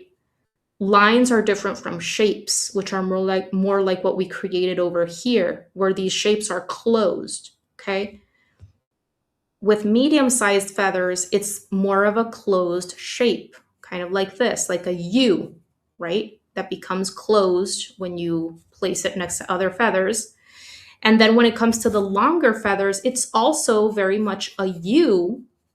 And sometimes you just see like part of that U, but it's essentially also a shape versus the smaller feathers are a teeny tiny little line. Does that make sense? So that is essentially how I visualize the different feathers. And that is something that I do for all birds. Okay? Doesn't matter what bird I am drawing or painting, I visualize them as shapes or lines, depending on the size of the feather. Okay? Now let me add some detail into the into the tail, because we also have some longer feathers there. Let me make sure that you can see this properly. Okay. So for the tail, also remember not to break it up into equal halves, because that's not what we're seeing, okay? The tail is off at a certain angle where the middle of the tail is actually somewhere around here. So we see more of this half of the tail, the right half, than the left half, okay? And it makes sense because notice how the wings are positioned at this angle within my drawing, where this is the half point of the bird's body, right? Because we know that the wings, we have one on the right half, one on the left half, and we see the middle of the back right around here. And if I extend that, that is the middle of the tail, right? But a lot of times you're going to do with what's automatic for you because it's easier for your brain, and you're just going to naturally want to place the middle of the tail right here in the middle of the shape. But that's not what's going on. And if you do that, you're going to distort that perspective. Okay?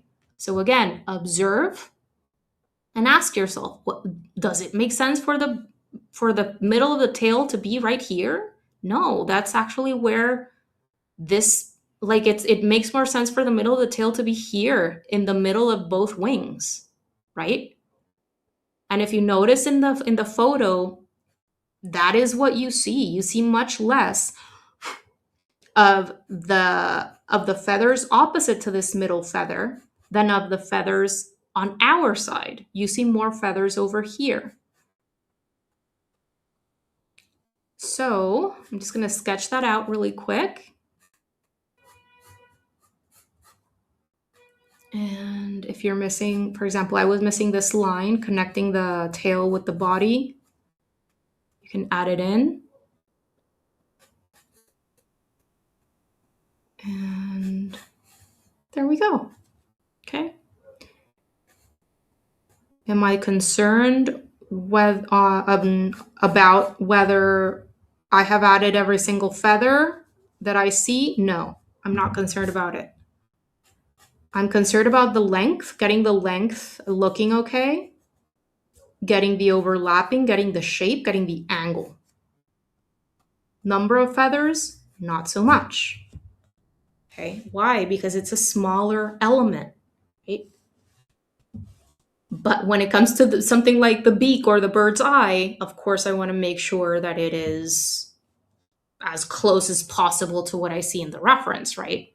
There's a difference between important features and things like hair and feathers and fur, okay? All right, so let's move on to adding the eye and the beak, okay? So when it comes to the eye, let's see, I'm gonna maybe flatten the head a little bit more. And I'm gonna bring this down. And with different birds, what I've noticed is if you want it to look like that bird, we have to pay really close attention to the relationship, not only the shape of the beak, but also the relationship in sizes when it comes to the beak and the head. Because some birds have very large beaks, and some birds have medium-sized beaks, and other birds have very small beaks, and the shape of the beak changes. And the beak is one of those characteristics that we want to get in if we're wanting to describe a very specific bird, okay? So the beak in this particular bird, I think, would be kind of like that. And then maybe I make it a little bit, let me work on this, a little bit taller. And then if I break it up into the top of the beak and the bottom of the beak and I bring it out, notice that very soft curve in the beak. It's not a straight line, it's a soft curve. Okay. And sometimes once you have that middle line in for the opening of the mouth,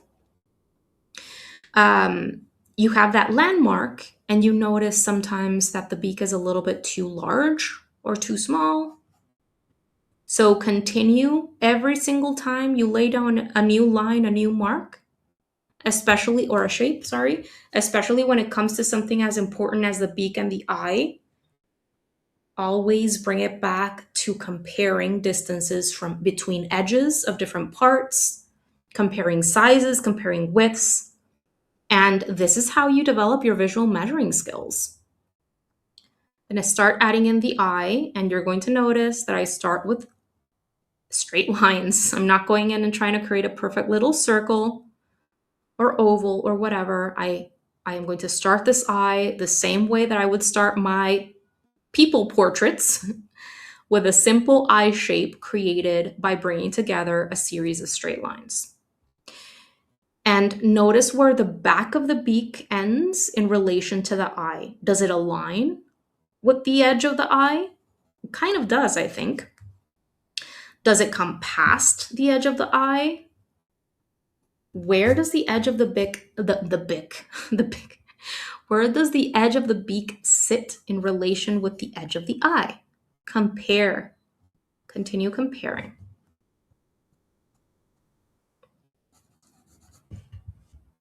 Okay, let me check on the comments, and we'll continue in just a bit. Okay.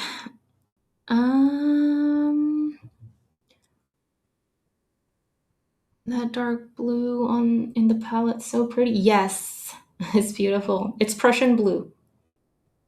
Mm. Can you explain what composition is? I've heard of it, but it's not ringing a bell to me. Okay, so Jury, you do have access to all of my classes on composition, and you'll want to check those out. It's an extensive topic, but essentially sorry, someone's very noisy outside. Essentially, what composition is how, or composition design is how you arrange the elements of art within your picture plane. Okay, elements of art are color, shape, line, texture, etc. You have my classes at the beginning, at the top of the Art Fundamentals class library. I explain all of the elements and principles of art. Elements of art are the building blocks that we as artists use to build our visual compositions, whether we draw or paint. And composition relates to how, like, what elements of what we are bringing in and how we are arranging them in space and making use of them to communicate the mood, message, idea, or story that we're wanting to communicate to the viewer, but also to create a visually balanced, harmonious composition, visual picture for the viewer. And sometimes, especially like because I get asked this question, what happens with artwork like, say, Jackson Pollock's artwork, where that is not planned? He's just splashing paint on the canvas, right? Well, the thing there is that there is, like, he is trying to communicate something, right? He's still trying to communicate something with his color selection and with his way of dynamically throwing paint on canvas and splashing it on. He is still communicating something to the viewer. And with abstract art, it's more subjective because they are not drawing or painting representational or figurative things. They're not painting a landscape, they're not painting animals, they're not painting a portrait, right? With abstract art, they are still using elements and principles of art like color and shape and texture to make the viewer feel certain things. So they're still choosing color, they're still choosing tools and a method to help them achieve specific effects. There are also examples of artists who are specifically or strategically using elements and principles of art to communicate a sense of unbalance or chaos to the viewer. Okay. An example of this is Pablo Picasso's Guernica, which is a very well-known, huge painting on canvas, which was created during a war in Spain. And this huge painting was commissioned by Spain's government. They asked Picasso to create a piece on war. And so what he did, I highly recommend checking this out.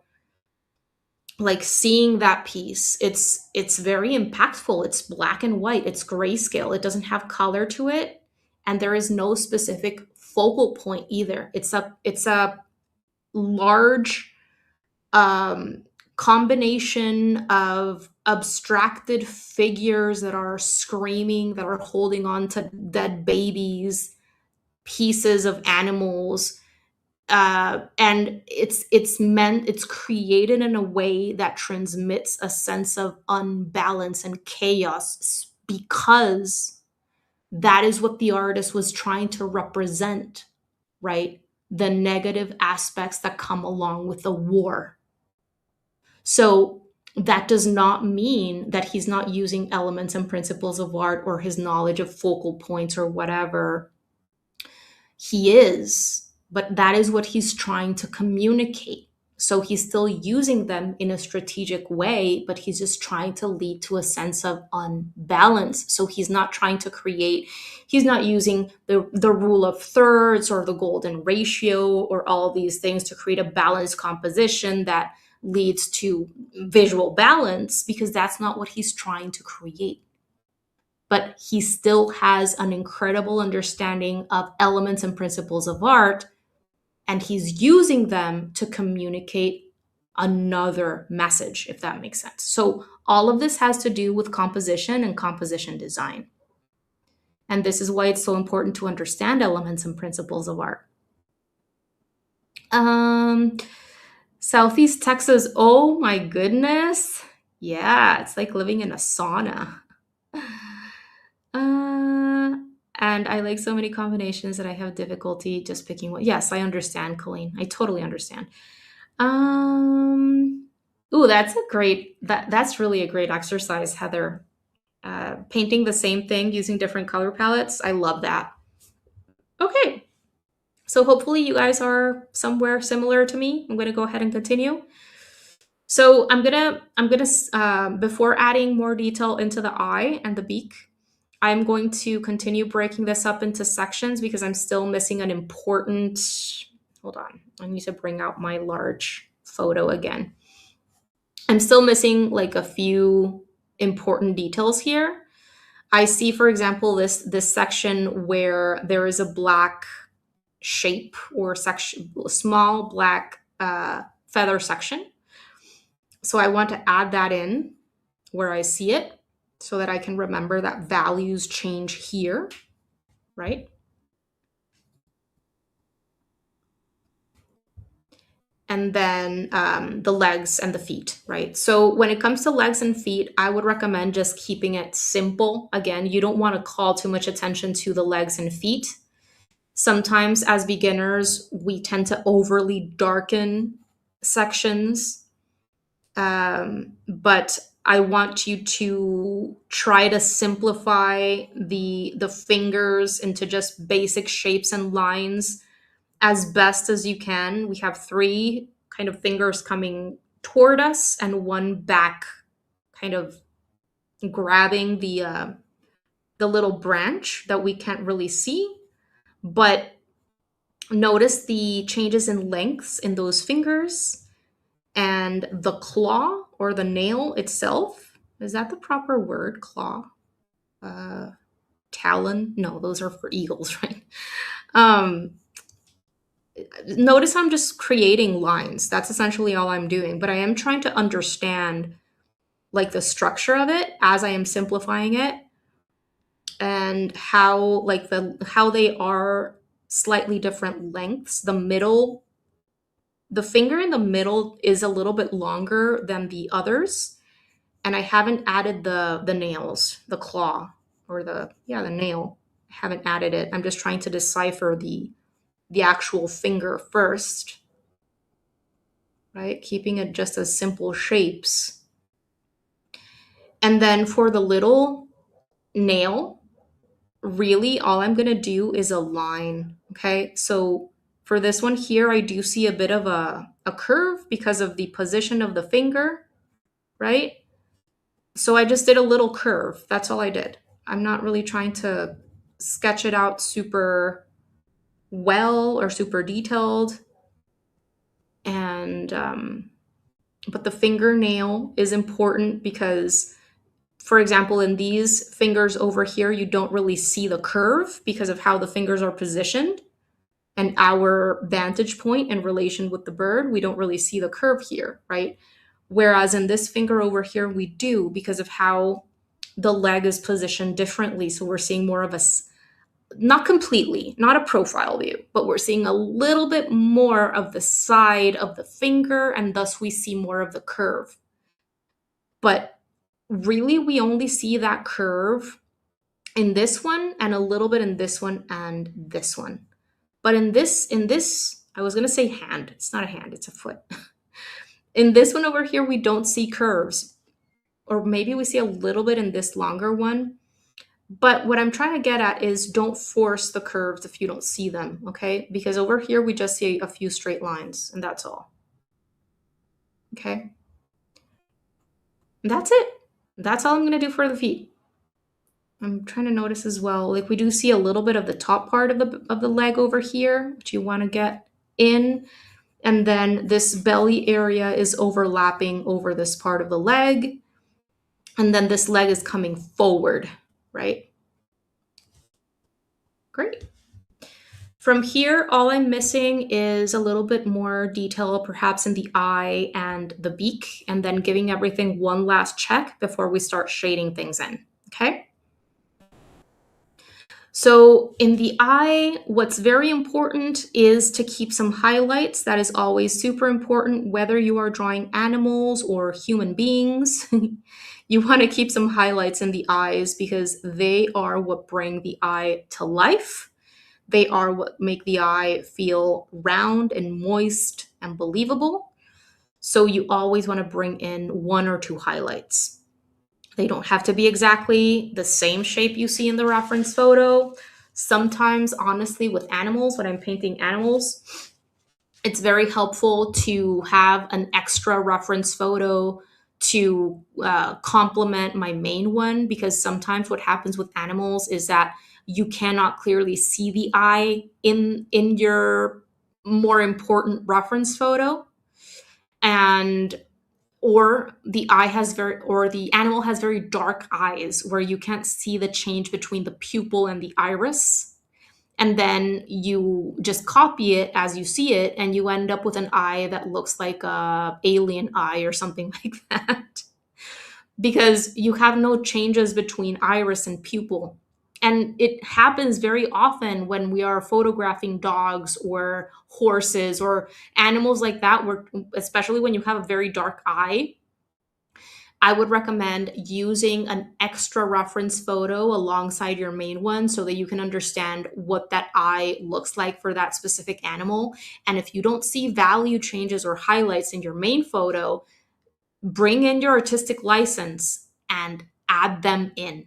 Okay? Don't just copy the reference photo. It's going to look better if you understand what that eye should look like and you actually do a little bit of design work there and bring in a highlight and bring in a change in pupil and iris if possible as well. Okay, so if you zoom into the eye here, let me do just that. Okay, if you zoom into the eye, you're going to notice that you see like a ring of skin around the eye. This happens in, I'm not going to say all birds, but a lot of the birds that I've seen have this little like not wrinkly, what's the word, like a little skin section right around the eyeball that has texture to it. And then I do see as well in this bird a change in value between the pupil and the iris. If you zoom into the reference photo, you can see a smaller, darker circle, and that is the pupil. And then you see a section that is more like an amber or brown. That is the iris. And then you see black around the iris again. Okay? But that is what I mean when it comes to changes in value in the eye. Let me bring this a little bit closer to the camera. Okay? If you just go in and create a solid value or color in the entire eyeball, it's going to look flat and it's going to look like an alien eye. So try to notice this, even the smallest changes in value in the eye, even if the person or the animal has very, very dark eyes. It's going to be better for you to create at least a subtle range in values in the eyeball, okay? And in this photo, I chose it because you can clearly see those changes, but it's just something to pay attention to. And another reason why you should always think of artistic choices you want to make that you feel will improve the piece, bring more life to the animal, to the person, instead of just blindly copying, okay? Like a photocopier, right? Okay, great. So I think that's it for, I would consider this my preliminary sketch, if you will, right? It's no longer just an outline drawing, right? That's what we started with when we were focusing just on shapes and proportions and angles. We've taken it quite a few steps further than that because we started adding in some details, some textural lines and marks, little mappings out of value changes that we want to make sure to pay attention to as we're shading. We've also made sure to understand the overlapping, not only of feathers, but also of body parts, which is essential for successful shading, right? And this is why it's so important to spend time on the sketch. Because again, a lot of people want to get to the shading, they want to get to the detail, they want to get to the painting, whatever it is. But what we just developed right now and worked on is very, very important. And we worked on so many skills. And while we did that, we understood more about our subject. And that is going to have a huge impact on our results. Okay. If you rush this, then you're not going to understand what you are drawing or painting as much. It's not going to be as informed. Okay. And that shows. All right, cool. So from here, let's go ahead and, well, first of all, if you want to lighten anything or clean up anything before getting into the shading and texture and that, you can go ahead and erase it with your normal eraser, or you can also tap over sections to lighten them with your kneaded eraser. You can also make it into a more of a cylindrical form. A lot of artists like doing this. And go like this, if that's something that you like doing. And just make sure that your drawing is clean looking, that it's not too dark. Because even though I'm not going for super, super high levels of realism, if you leave very visible outlines anywhere at the end, like right now, it's obvious that you see many lines and outlines, right? But if after you finish with your shading, you see very sharp and strong outlines, that is going to flatten out your drawing, because in realism, there are no outlines, okay? So if there's any section in this preliminary sketch of yours that the edge looks a little bit too dark, then you might want to go in and soften it before starting with your shading. Okay?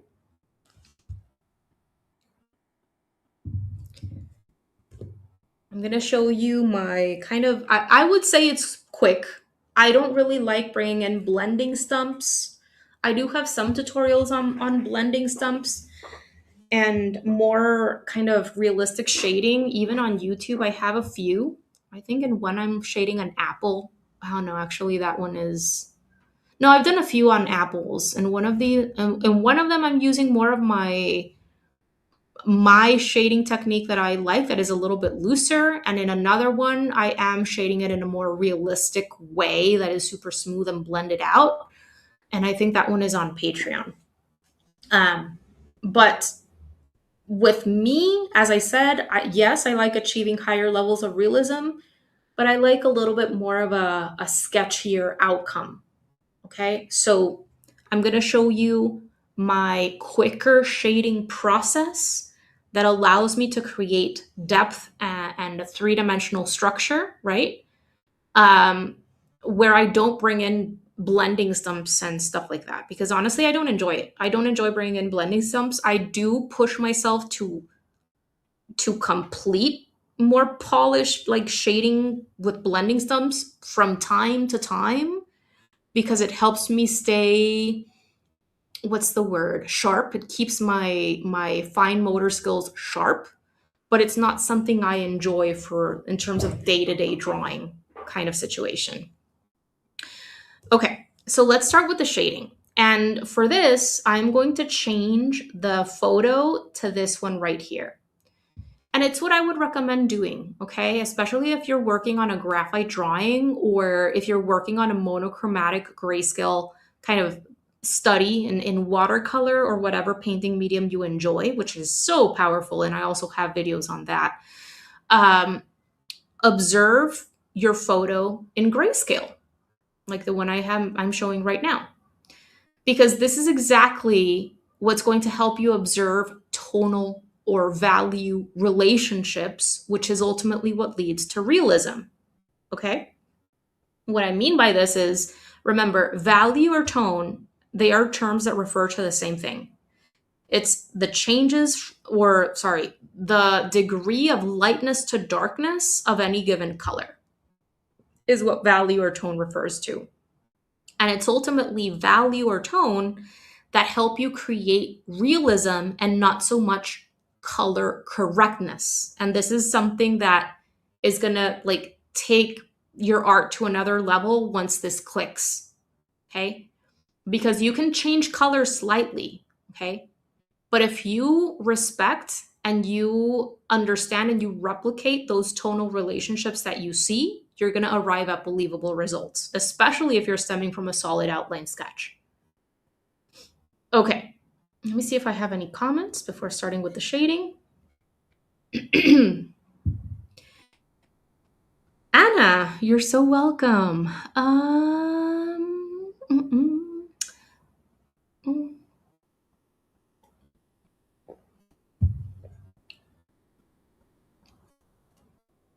Oh, in the palm, in my palm.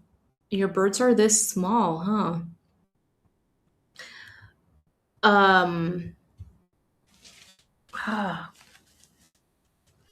try to make your drawings next time a little bit larger because it will be more like easier for you to add in the details for sure. I don't think you're gonna be able to shade super well, but I would say try it. I would say try it, go for it, continue with the drawing, and whatever you feel like, just take a quick sec before going into smaller details, right? And just ask yourself, is this going to be too detailed for this small head or small wing or whatever? And if you feel it's going to be too detailed, just simplify it. Does that make sense? And then I would recommend trying it, like try follow one of these processes, in another day, another moment, and try to make it larger. I would say your drawing is probably like, maybe my drawing is like 2 times as big as yours, 2.5, perhaps. What is in a blending stump? I've heard them mentioned before, but I don't know what it is. A blending stump is one of these. Hold on, let me show you. How are you guys doing with your sketch? Are you ready to start with your shading? Give me one sec.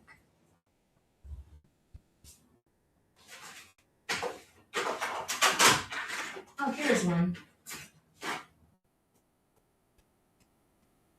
This is a blending stump.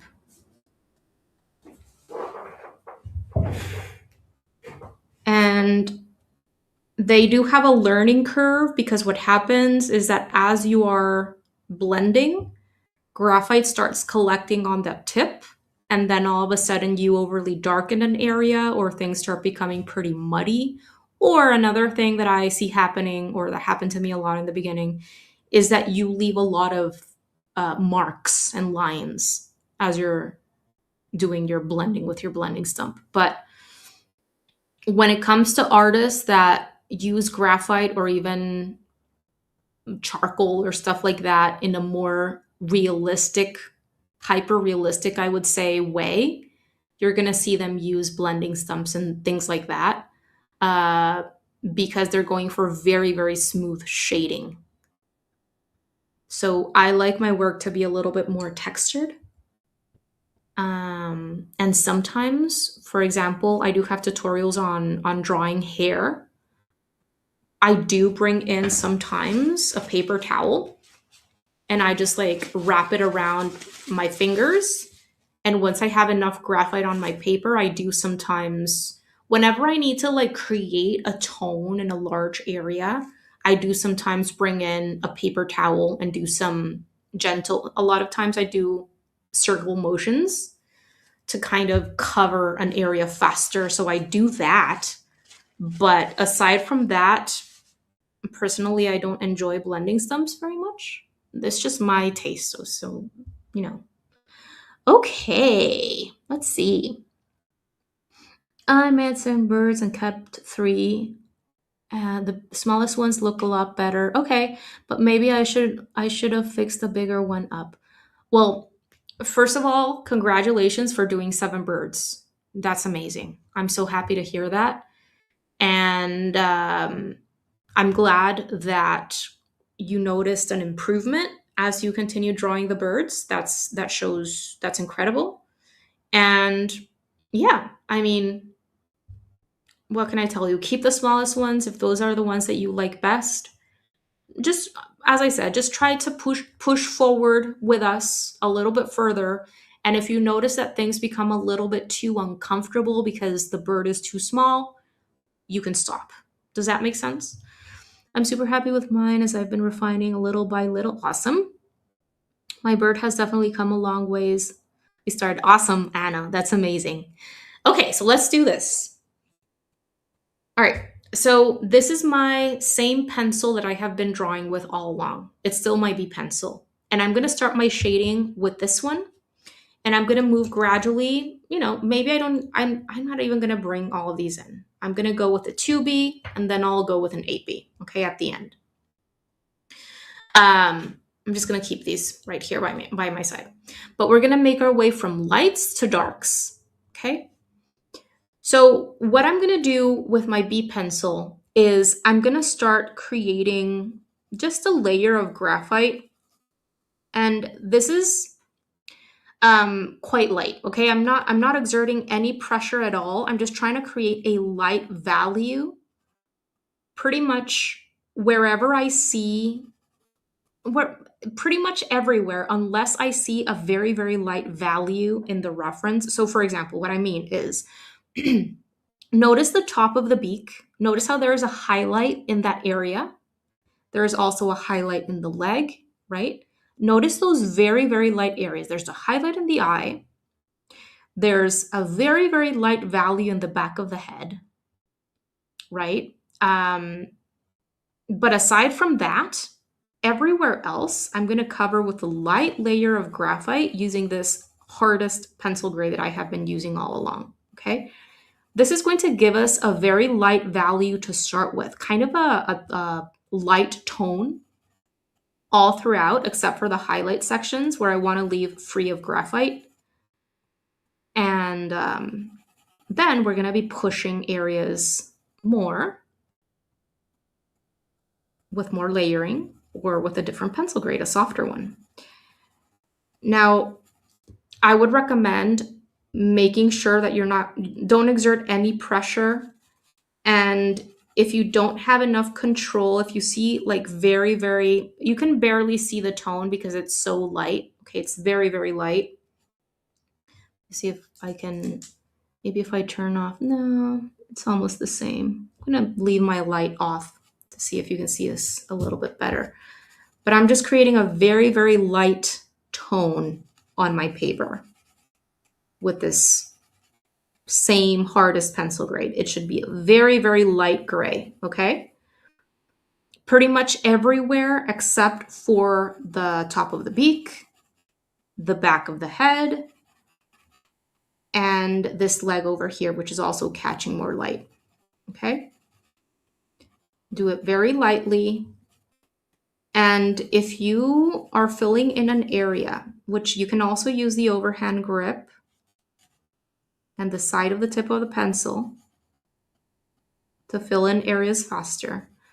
But if you notice that you see a lot of lines as you're filling in sections with graphite, just try to develop more control over your drawing tool. And you can do this by working on shading exercises. I have some on my channel and on Patreon where I walk you through some of my favorite shading exercises. and that will help you develop muscle control so that you can develop a more uniform area of value as you're shading larger sections in. And this is just the lightest tone so that we have something to work with, okay?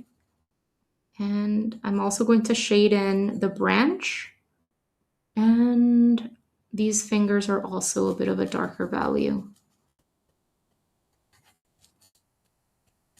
Very, very light gray all throughout except highlight areas. And if you have the downloadables that I prepared for that Patreon post, you have the grayscale photo as well. So you can zoom in if you'd like.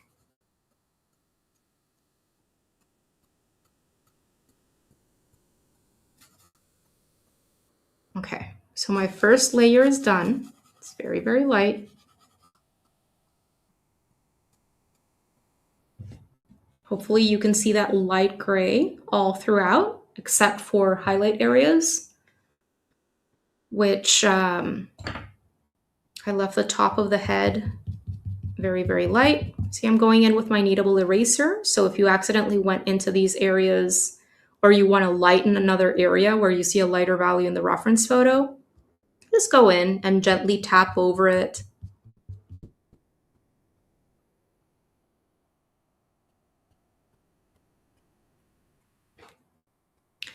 Let's see. Super happy with my, okay. When we do this lightest shading, do we want to keep our strokes in the direction of the feather growth? I'm not really thinking about that just yet, Heather. With this first one, I'm just trying to lay down, you know, a uniform, soft layer of graphite, a light gray layer that I'm going to be working over. I'm not really thinking of feather growth just yet, but I will.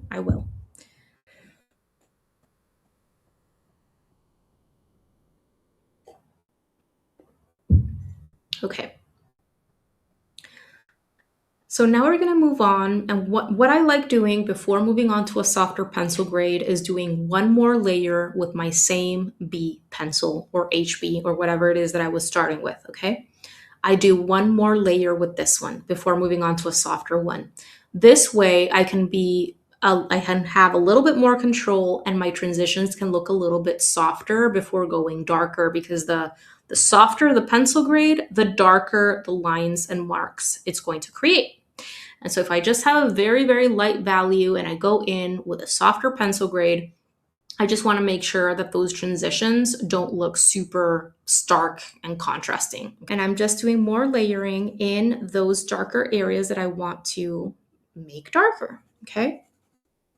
And I'm just making sure I'm still not thinking of the direction of that feather growth. I am just I'm just worrying about value right now. I'm not thinking about feather growth, okay? So here there is definitely a darker value.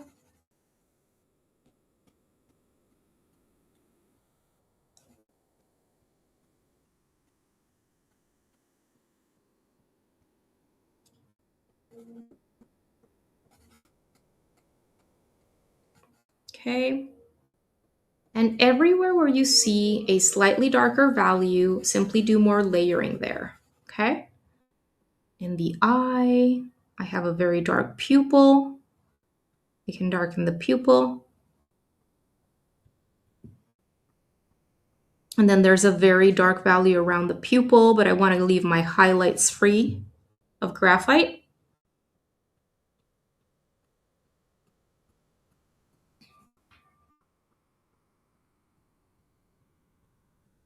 For some reason, my comments are not, they're not updating here in my live streaming software. But I'm just gonna continue.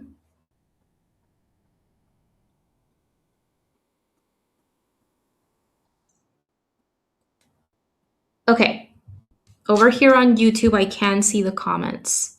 I don't know what happened with my live streaming software. For some reason, when I showed you, when I switched to sharing my screen, for some reason my it messed with my chat. So I'm looking at your comments over here on YouTube. Mm. Okay. Can you see us in chat? No. It's weird. We saw value scare but couldn't hear anything you said. Oh man. Okay. All right. Cool. So I'm not going to switch to my screen again because that can mess with my audio again, okay? But I'm glad that you were able to see the value scale. Essentially, that 9 value scale, right, is important for you to have in mind as you're shading anything pretty much, whether you're doing it in grayscale or okay, my comments are finally oops. My comments are finally refreshing in the oops. Yes. Yep, it was an issue with the sharing screen. I don't know what happened. Sorry about that. Okay. So, whatever it is that you're shading or painting, whether it is that you're working in pencil or paint or whatever it is, keep that 9 value scale in mind, okay? And remember that everything in between the lightest and the lightest value, which are your highlights, and the darkest value, which are your darkest darks, everything in between that is really referred to as a midtone, okay? It's not just the middle range of that value scale. Everything in between the lightest and the darkest is a midtone. You have your lighter midtones, you have your middle midtones, and you have your darkest midtones, that you have your darkest dark. But it helps to simplify those 9 values into 3 lights, midtones, if you want to call them midtones, and darks, okay? And sometimes when I'm working on simplifying values, I just simplify those as lights, midtones, and darks, okay? But really, don't get confused because really everything in between the lightest and the darkest is a midtone. Does that make sense? You have your lighter midtones, your middle midtones, and your darkest midtones. So right now we're working on those midtones, okay? And what I'm observing here in the reference photo is just where I have darker areas. And that's where I'm starting to do my layering. And I'm not really concerning myself with marks and feathers just now because I'm trying to provide structure to the bird before thinking of lines and marks, okay? Because value is number 1. And so I'm trying to develop that value range, at least to a certain extent, before thinking of lines and marks and textures, okay? I'm still using my B pencil, all right? I haven't changed to a softer pencil grade. This is just my second layer, all right? I'm glad everything is working okay. I'm not gonna do that again. I'm not gonna do that again. I think that had happened before a while back and I didn't remember. Okay. So here, for example, in these undefined feathers that we have over here, we have some darker areas and some lighter areas. And I'm just going to loosely, very loosely, start to shade in sections.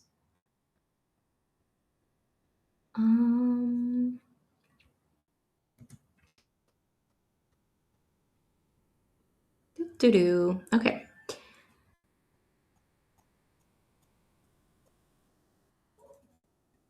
This is, I should definitely lose this line that I have behind the head, the back edge. I think it's too visible.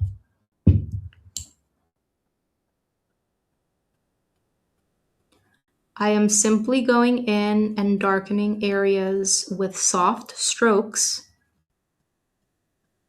loosely, to start describing those value changes in the feathers up here in this area, which are very undefined, right? And I'm doing this very loosely, just to subtly describe those value changes in these feathers up here. I'm just focusing on changes in value. All right. I'm not really trying to describe feathers or define feathers or anything like that just yet. I'm just really trying to notice those value changes. Around the eye, I see some darker values over here.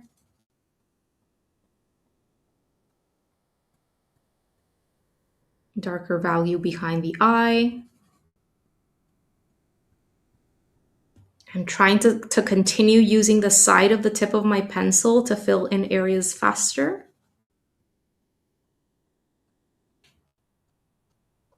Let me see if I have any questions.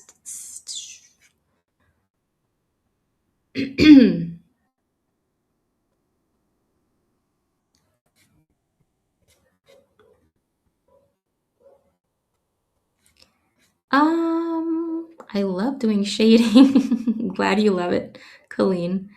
Yeah, no, sorry guys. For a while I couldn't see your comments in the chat until I opened the YouTubes. But now I can see them over here in my live streaming software. Okay, so does it make sense what I'm doing here? I'm just noticing value changes. And I'm not really trying to paint a feather or trying to paint an eye or trying to paint a leg or anything like that. I'm just noticing where I have darker values and where I have lighter values. And I'm just overlapping or layering on more graphite in those areas. And if you notice, for example, in the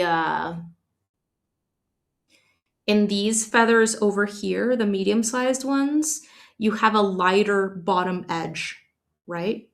So I do some overlapping of graphite in that upper edge, leaving the lower edge free of graphite.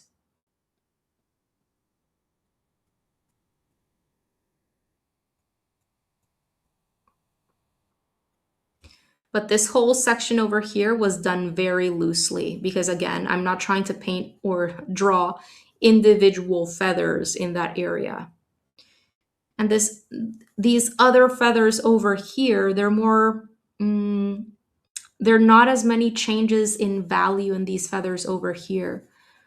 But I can also see that the edge of the feather is ever so slightly lighter than the middle of the feather. And so when it comes to these feathers over here, the longer ones, I'm going to try to keep the edge, even if it's just a tiny, tiny bit, lighter than the middle portion of the feather, okay?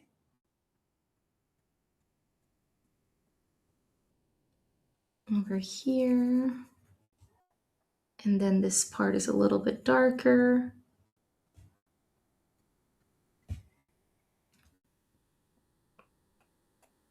Not really worrying about textures or details just yet. I'm just focusing on major tonal changes.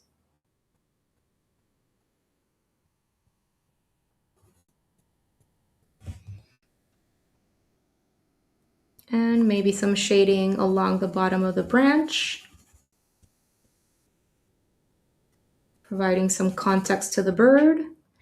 And what's very, very important, especially as we're moving into the darker or softer pencil grades, is to release the pressure as you're making your way into lighter areas.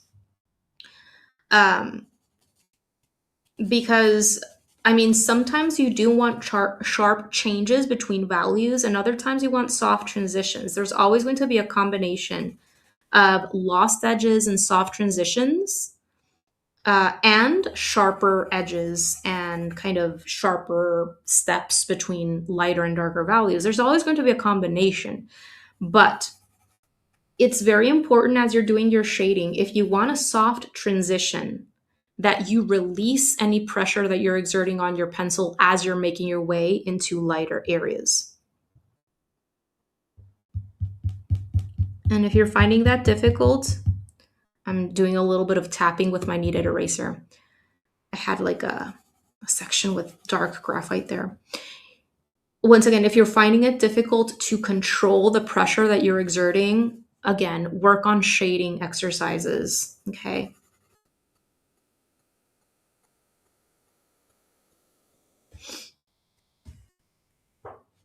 Okay, so I'm just comparing my sketch with the reference. Everything is still quite light, quite soft, as you can see. It might even look a little bit blurry on screen, but that is because my drawing is so soft. I don't have very much definition in my drawing yet. Okay. Let me know how this is going for you, if this is making sense so far. I have not changed my pencil at all. This is just, I would consider this the second layer um, with my same pencil that I have been using so far. I like having at least somewhat of a range of light values before moving on to my next pencil. Oh, and as a little tip, use a towel or even a paper towel or something, because to dust off any eraser bits or cat hairs or whatever. I'm always surrounded by cat hairs. But instead of using your hand, because that can start smudging everything, okay? That is especially important once you get into these softer pencil grades. Awesome to hear, Colleen. Thanks.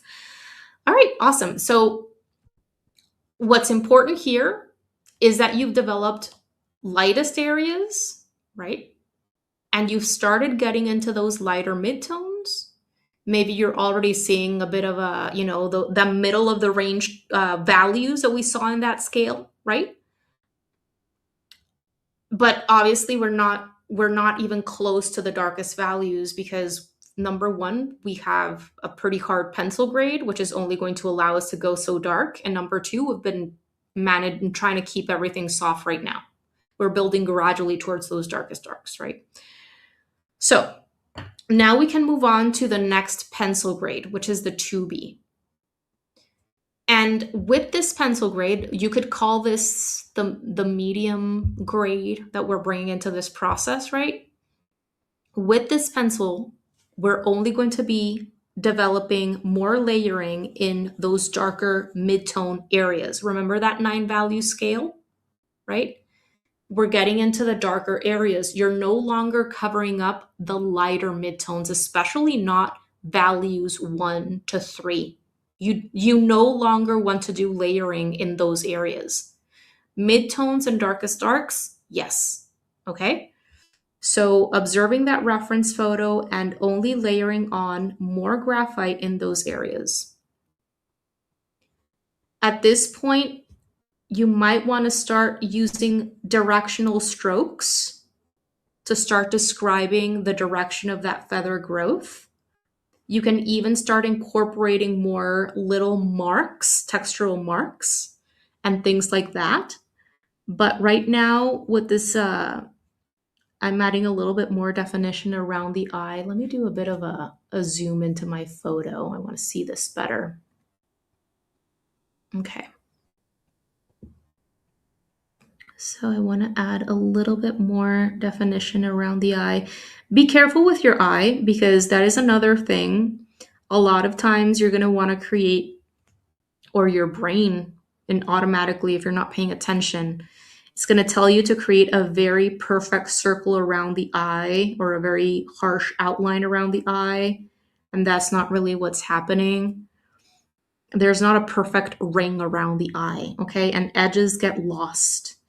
And if you do go in and create a perfect ring, it'll likely end up looking a little bit more cartoony than realistic. And there's nothing wrong with cartoony. If you like that style, by all means, right? But it's I think it's helpful to know what is going to lead to realistic results and what is going to lead to more of a cartoony, maybe even graphic result, so that you can make the intentional decisions as to what is going to lead to the results that you want, right?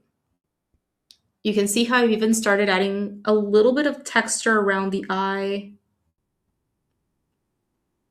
darkening this section behind the eye a little bit, using direction, observing the growth of the feathers in that area and using more of a pencil stroke to help me describe that.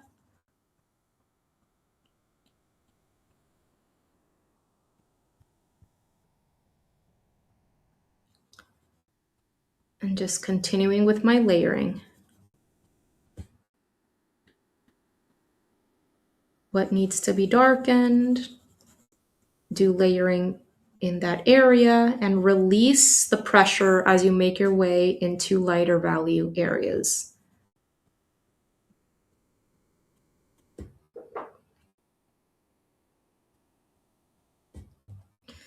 Okay, so this is black. These are black feathers right here. So I can go in with even a little bit more pressure. I'm not really a fan of burnishing, which is the technique where you're really pressing down and you're smoothing out the texture of your paper by pressing down and just making everything super smooth. I don't really do that. I reserve pressure for the last stages of the drawing process where I'm really pushing those darkest darks.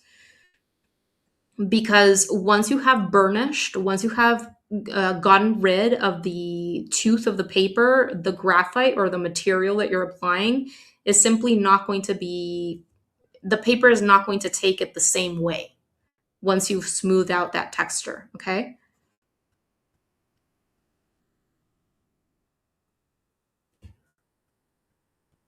And I like just jumping around the entire painting or drawing.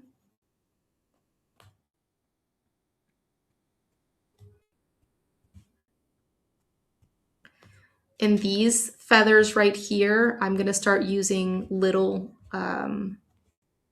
tapered lines, not scribbles, just tapered little lines.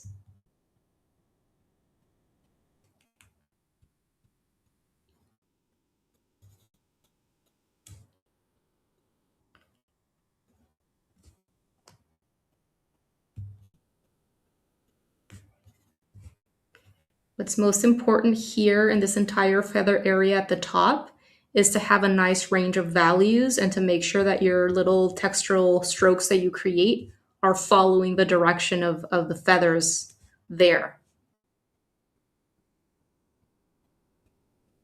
Okay, I'm gonna move down and focus on the shadows. I really need to get a new 2B pencil. This is a little bit too small. But you can notice how I'm doing shadowing, or I'm just applying more graphite along the upper edge and leaving the lower edge free of graphite so that that can remain lighter.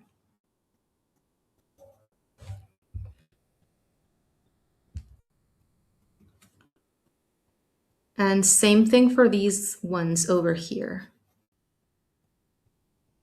Or here at the top, what is the edge that I want to keep lightest?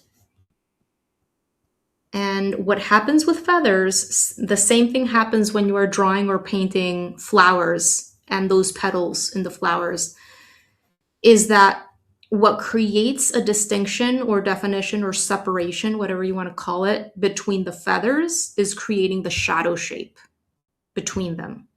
Okay? It's not actually creating an outline around the petal or around the feather. It's creating the shadow shapes that creates that definition, okay?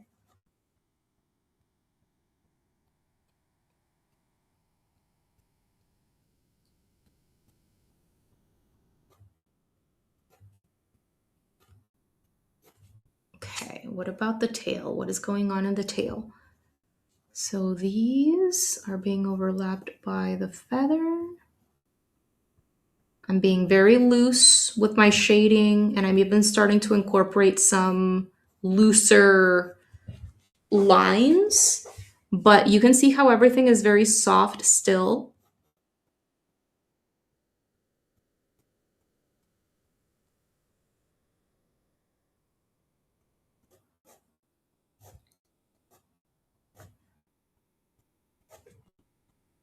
Make sure that I don't have, that everything is showing here. Okay. To work in on my shades skills, I find it's difficult to sketch as very light. Okay. Makes sense, Anna. Does all of the information on values make sense though? Because I think that's such an important piece to understand, right? Why values are so important.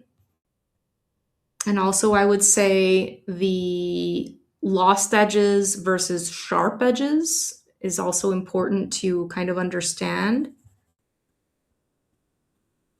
Okay, let's see.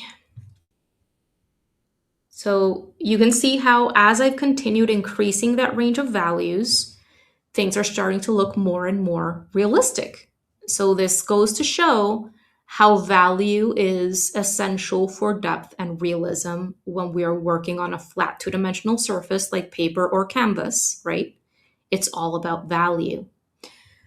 Here, for example, I'm missing a darker shadow shape for sure, darker than what I can achieve with this pencil.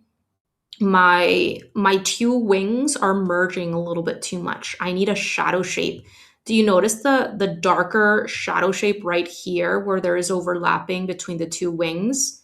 That is going to help create a separation between the two wings, a visual separation, okay? But I just want to do a little bit more layering with this pencil grade before moving on to my next one. I think I should use a little bit more layering down here. Another thing that helps is as you're filling in areas, especially when you're getting into the darker values with your graphite, is follow at least the curvature of the structure. Instead of going like this, try to fill in areas following the natural structure of the object, right? Like change directions, use more of a curved motion, and that is going to help you communicate the structure as you're shading, because sometimes we start filling in areas with especially when it's a long line like this, and what happens is that it flattens out the structure. Okay, so like always bring to mind the three-dimensional structure of what it is that you are drawing, and consider that structure as you're starting to shade in.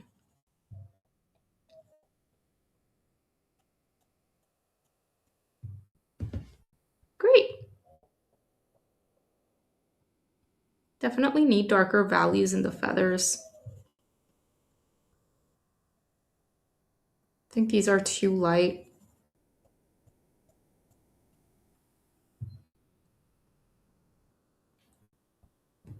Let's see how you're doing. Let's see. Values. I also realized I was using a number to be ready. I didn't realize we were still using the HB pencil for initial shading. Yes.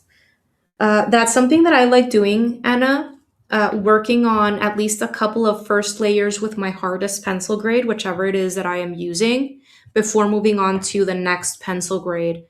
Because once you start having too much graphite on your paper, things are much more difficult to control, especially if that graphite is a softer graphite. You want to be more mindful of where you use that softer graphite.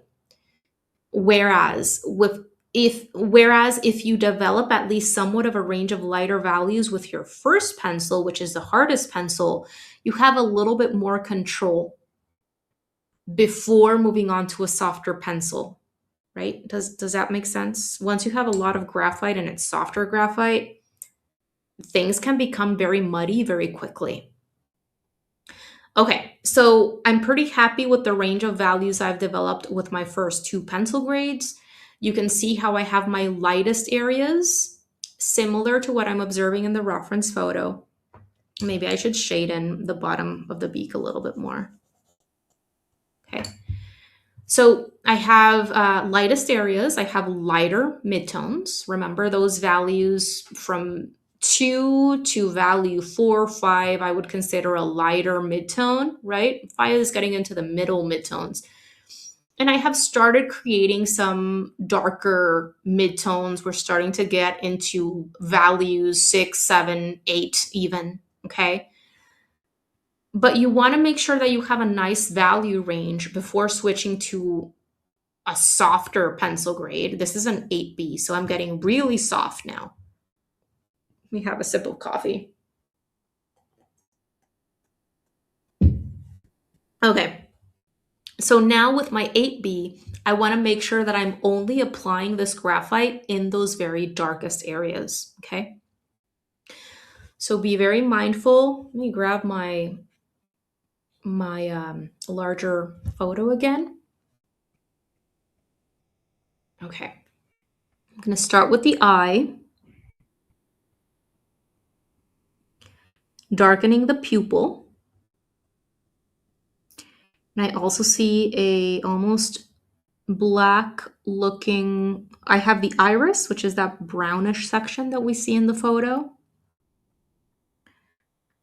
And then we have like a very dark looking, black looking circle around the iris in this bird.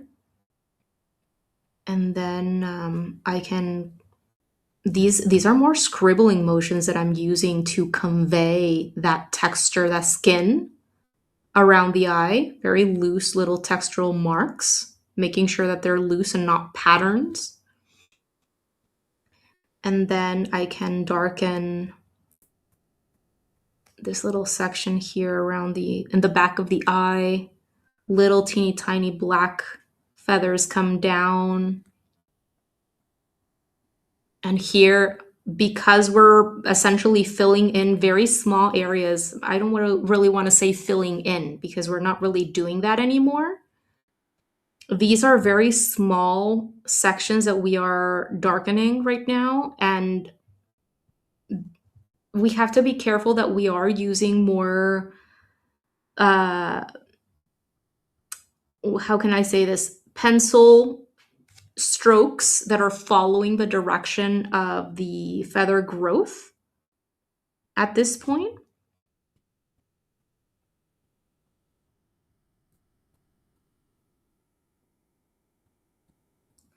Where do I see darker values in the beak?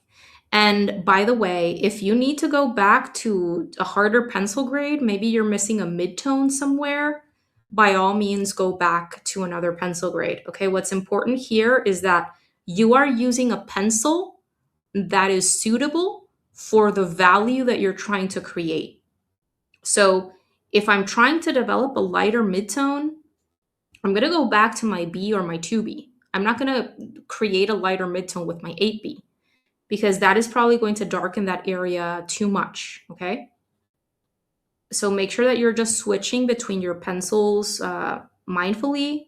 Sometimes we get lazy. It happens to me all the time where I want to shade an area in and I still have the softest pencil grade in my hand and then everything ends up being too dark, right? So it's important to stay mindful throughout the process of the tool that you have in your hand and just make sure that the tool is appropriate for what you're trying to do.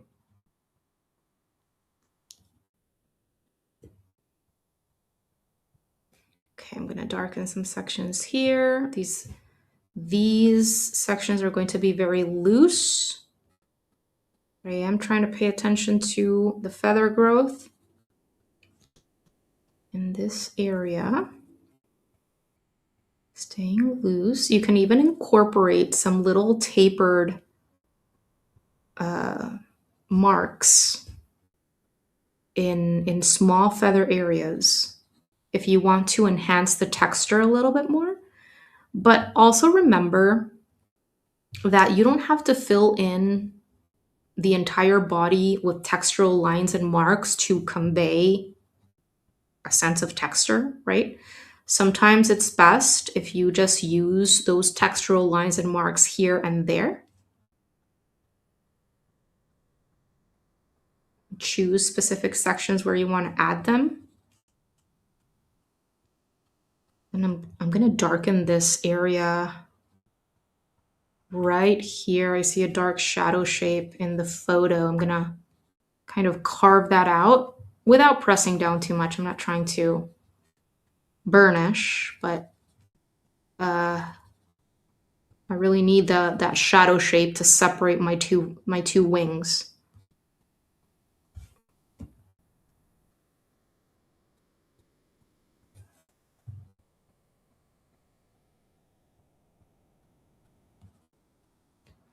Once I get into the darkest pencil grades, I find myself, and this is just something that I do. I mean, it's a taste thing.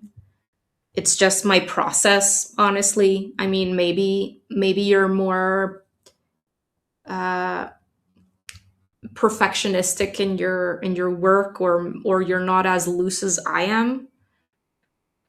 But what I can say for myself is that the farther along in my process that I get, like once things start getting into that believable kind of a more like the level of realism that I enjoy, I start getting a little bit looser. Okay. And this is maybe something that comes with time once you gain a little bit more confidence. And maybe it's just not something that you enjoy, in which case it's also perfectly fine if you kind of want to keep it a little bit more controlled. But this is what I mean when it comes to like the level of realism that I personally enjoy creating. Yes, value is immensely important. Yes, form and perspective are also immensely important. But once I get into the shading and the mark making and the detail, I allow myself to be a little bit looser. See how I'm tackling the feet? Like I'm just doing shading in little sections, sometimes even sometimes forgetting that this is a bird and just trying to get in some values there, like get it closer to the value relationships that I see in the photo. Is this area lighter or darker than this other area over here? I haven't started adding in any textural lines in the chest and belly areas. I'm probably going to do that very, very minimally. I need more definition in the feathers. And what I do is I simply create, it's like a line or a scribble. Okay, let me show you. So for example, yes, I do need a pencil extender for sure, Colleen. That would be nice. I have one, but I don't know where it is.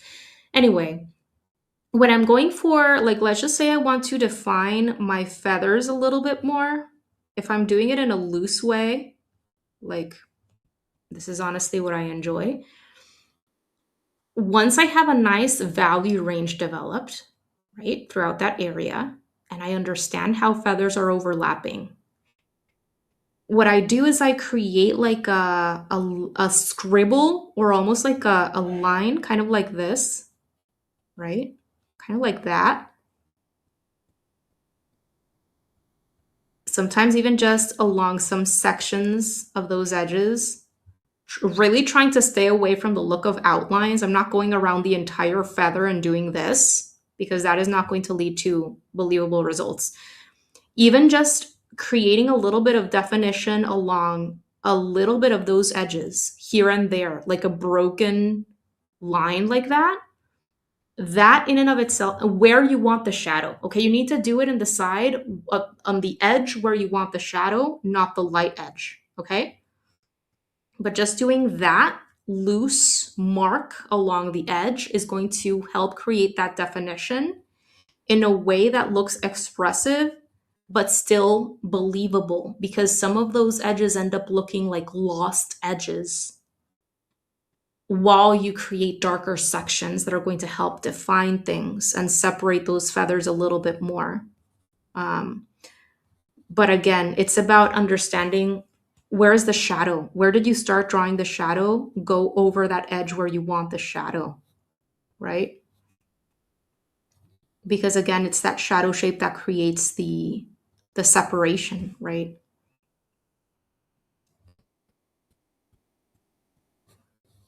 Okay, let me look at that tail.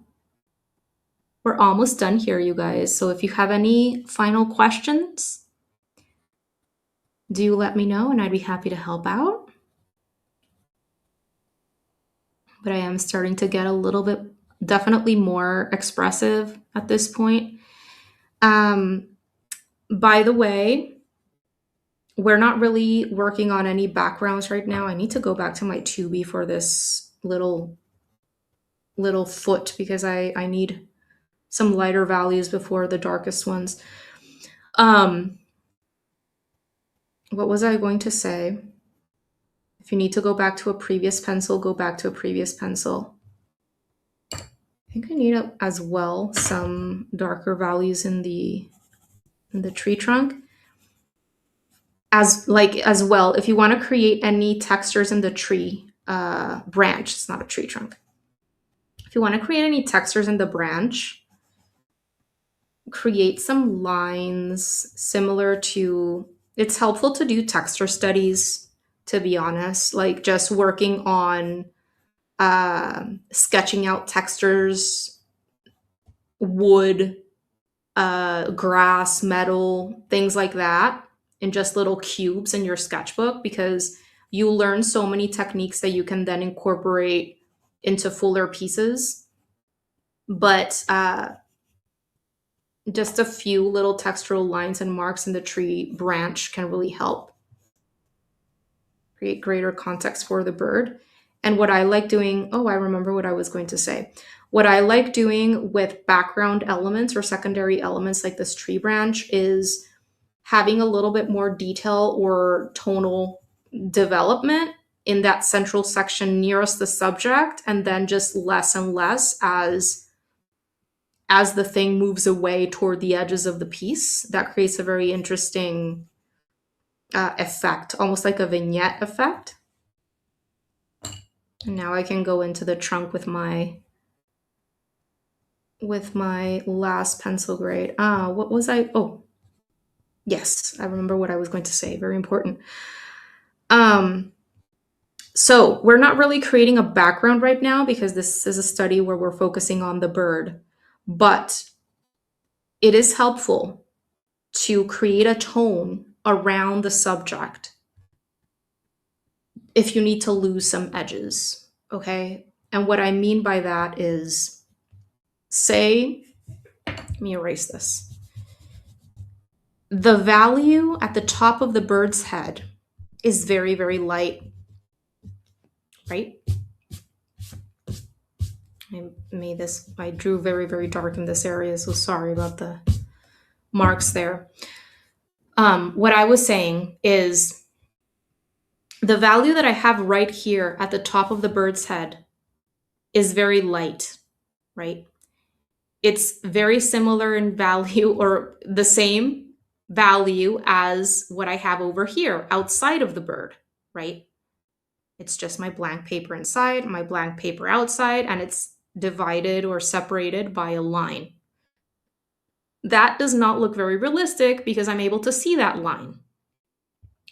But I don't want to darken this because I have very light feathers in the bird in the top of the head.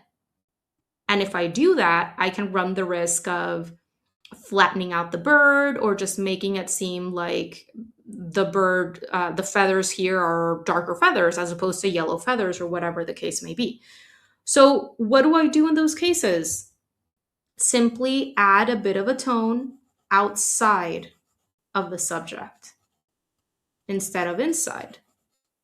And that is going to help create a visual separation between subject and background, and you're simultaneously disappearing that outline in between or around the head that you can still see. So sometimes it's not just shading inside, sometimes it's shading outside, okay? And all of a sudden things look more realistic because you can no longer see that line. Going in with my softer pencil grade after having done that initial toning with the harder one. Does that make sense? All of a sudden it looks more realistic because you cannot see that outline. Remember that lost edges are very important, and make sure that as you're doing your shading to whatever level of polish you want to take it to, that you're starting to disappear that preliminary outline drawing that you started with, because that is the point of Well, when you're shading, that should be the result, is that you no longer see the outline. Whether you're developing values inside or outside of the subject, you should lose that preliminary sketch. And that is one of the reasons why creating a preliminary sketch that is on the lighter side is so important. Does that make sense? Okay, I'm just gonna finish up my drawing here. Let me know if you have any last questions and we'll be all done. If you want to create any extra textural marks in the belly or even in the head, I would keep them subtle, okay? But all you have to do is, and I would go in maybe with your medium pencil grade. So this is my 2B. Observe the direction of that feather growth in that area and just use little teeny tiny tapered strokes in just specific sections here and there. A little bit goes a long way, okay? You don't have to fill up the entire area with marks. And I like keeping these kinds of textural lines and marks for mid to later stages of the process once you have developed a nice range of values, because oftentimes what happens is that lines, like this kind of thing, that is a line. That's a tapered short line, right? And when you've just developed very light values and you start doing this over very light values, it starts creating a very stark effect. And so I like having somewhat of a range of values developed before starting with that kind of detail.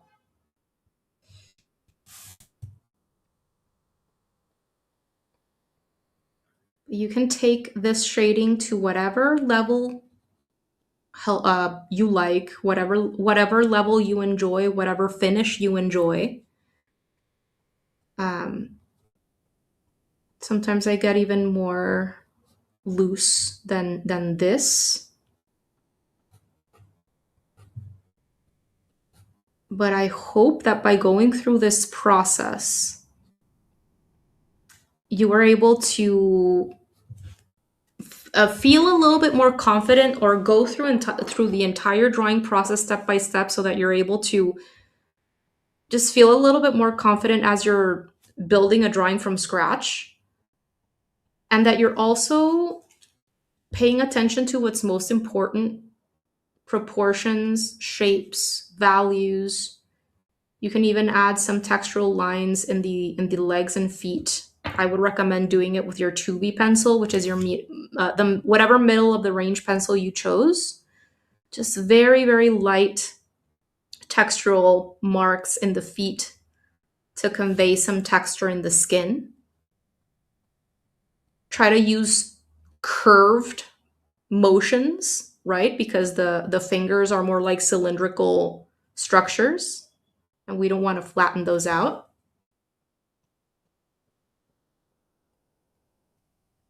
No, I didn't like that mark. You can lose some edges with your kneadable eraser as well by going over that edge. And let's see. So I have any last questions? Let's see.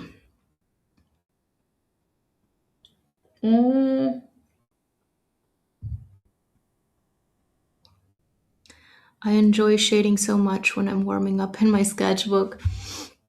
Let me see if I've missed any comments. I will get lost in it and my brain comes out flat and my picture comes out flat, but I try to contain that to my sketchbook and pay attention.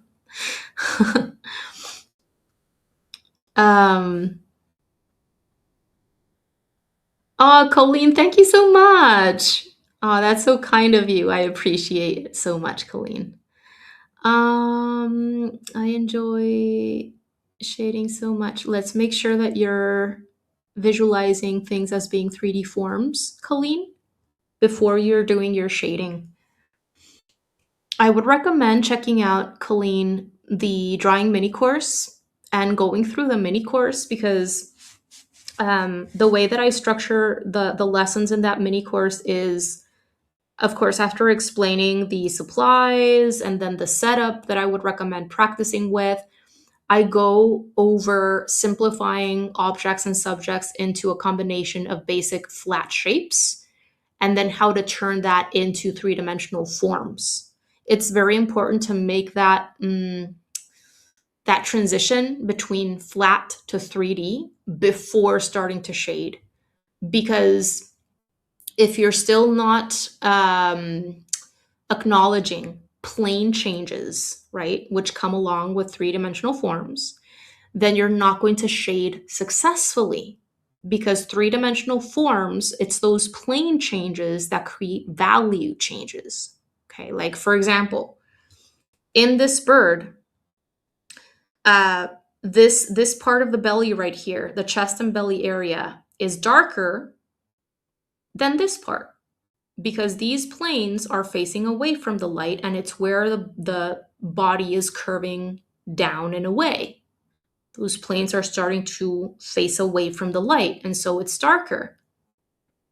But this wouldn't be happening if the structure was not three-dimensional. If the structure was flat, we would not see these tonal changes, because in flat shapes, it's a flat shape. And so the plane changes aren't there. There's no plane changes that are starting planes that are starting to recede away or face away from the light. And so we need to understand how, does that make sense? Like, you need to see things as being three-dimensional.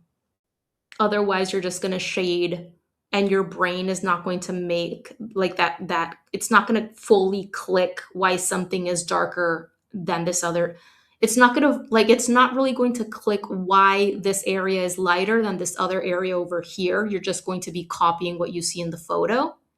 But it's important to train yourself to understand things as being three-dimensional, because that way you understand why things are lighter or why things are darker. I'll probably do a couple more. Awesome, Colleen. Yes, absolutely. I've tried some tinted graphite. That might be fun too. Tinted graphite, that sounds fun. Do you have lessons on working with toned paper? I think that is going to further confuse me when I get brave enough to try it. Colleen, I do have a couple of lessons on toned paper. I believe I also have a workshop where I draw an elephant, which is available on Patreon for members in the highest tier. I have one video on my YouTube and available for all tiers on Patreon where I am drawing, I think it's like a clementine, an orange or something like that, in a tone paper sketchbook. However, I would recommend sorting values out on white paper first, at least in a simplified way, and understanding value before working on tone paper. Because, you can work, like, there are many different colors of paper that you can work on. But let's just say there is white paper, like what we worked on today. There is black paper, which is the opposite. And there is middle of the range toned paper, tan paper, which can be gray, it can be brown, it can even be blue, right? And that would be a middle of the range value that you're starting with. And so when you're working on white paper, you're essentially layering on graphite to develop. You're going toward the darks, right? You're developing those darker midtones and those darkest darks. When you're working on black paper, you're developing the lighter values. You're working towards the lights. So it's the opposite. Because what you have, that black paper, is your darkest value. You're developing your lights. And when you're working on tanned, toned, middle of the range paper, you're provided that middle value. And you need to develop the lights and you need to develop the darks. And for me and for the students, what I have seen when I work with students with tone paper is that it's even more difficult than working on white or even black paper, because you need to work towards both directions. And then what's hard is that you end up covering the paper completely, because midtones are, in my opinion and what I have seen in students, the hardest to get right, and you end up covering too much of that tan paper. Okay, so I hope that that makes sense. For me, in my opinion, I would say it's harder than doing this. So, but definitely send me an email, and I'll be happy to send you that lesson, Colleen, where I explain how to work on tone paper. You can find me at hello@ericalancaster.com, Erica with a K. Just a K. Uh Anna, thank you so much. You're so kind. I appreciate you so much. Thank you, thank you. Thank you, Colleen. Heather, how sharp is your pencil when you're doing shading? Pretty sharp, I would say. I try to keep them pretty sharp, but they do get blunt pretty quickly. I do have a all I use for my sharpening is this metallic sharpener. And in that mini course, I do explain how to sharpen with a knife if you're interested in that, because that leaves even more of that point exposed. But most of the time, to be honest, I just use a simple sharpener, because I like how sometimes when you use a an X-Acto knife or anything like that, sometimes the pencil tip loses its shape, loses its triangular shape. And then when I try to fill in areas faster with the side of the tip of my pencil with the overhand grip, it's harder. It doesn't fill it up as uniformly, because the tip is just kind of, I do a little nick on it or something like that with the knife, and it's no longer as triangular, if that makes sense. So, yeah, check out that class. It might be worth you exploring. And if you like to sharpen with a knife, absolutely go for it. Jacqueline, that makes me so happy to hear. Thank you so much. Let me move over here for a sec. Oh my God, my throat is all raspy from all the talking. Let's see. Oh no, where's the media?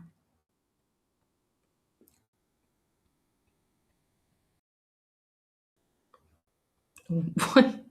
Hi, back on screen. All right, everyone. So let me check if there are any last comments, questions. I'm about to go run a few errands. This was super fun, everyone. Thank you so much for popping in. I really hope that this was helpful, and that you took, especially what's most important to me is that that people take from my lessons important ideas, concepts, tools that you can take with you to globally to your journey, whatever it is that you are going to be drawing or painting next. Important little lessons that have to do on fundamentals as well, which value is a very important element of art slash fundamental to definitely continue developing your knowledge and your understanding of and your practice with from the beginning, just because it impacts absolutely everything that you draw or paint. Value is key. So hopefully you took with you, or you're taking with you, understanding and an understanding of important concepts, but also the general idea of like drawing something from scratch. And hopefully I was able to make it less overwhelming, more simple. Like you can see this now as something that isn't too, my brain, you can tell that my brain is tired because I'm no longer stringing sentences together very well. Um Hopefully I was able to bring down the drawing process and building something from scratch so that it's not as intimidating, is what I was trying to get at. So that it's not as intimidating, Anyone can do this. It's just a matter of developing like the ability to break things down, to simplify things at the beginning, and to make sure that you are focusing on the right things throughout the process. Remember that texture follows form, okay? Value is what creates a sense of form, right? And ultimately, it's what leads to realism.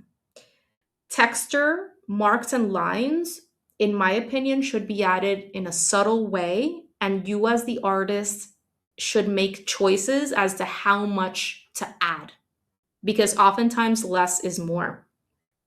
Okay? Doo-doo. Let's see. The elephant sounds really fun. Jacqueline.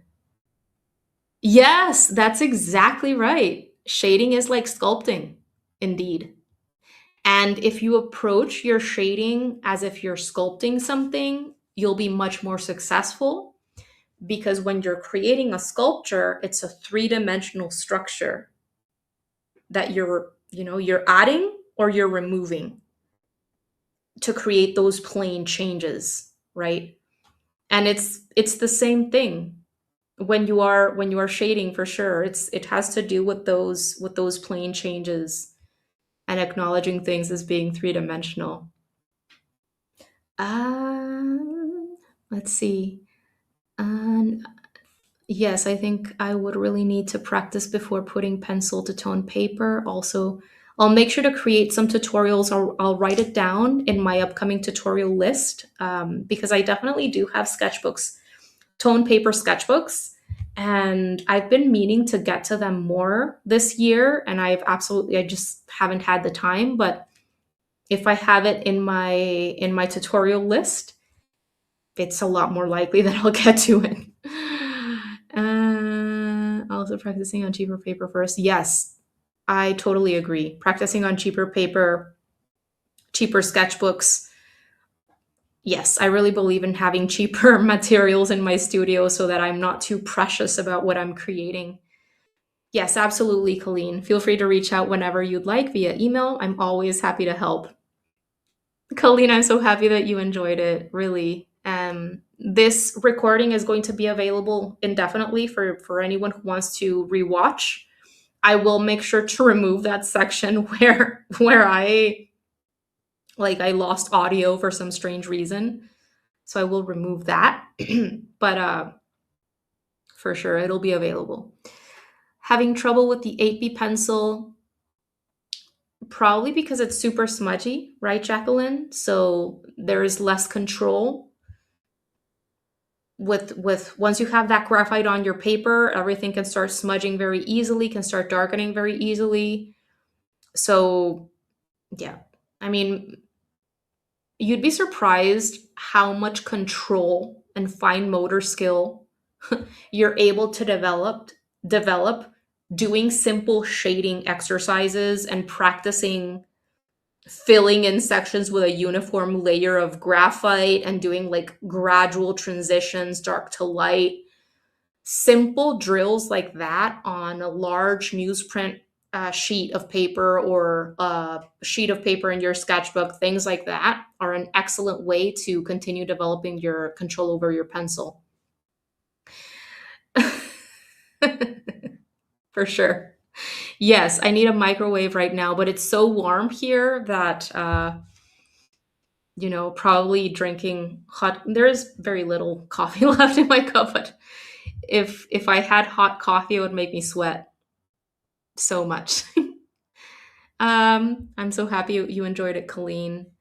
Yes, Anna, for sure. I'm gonna continue making these free.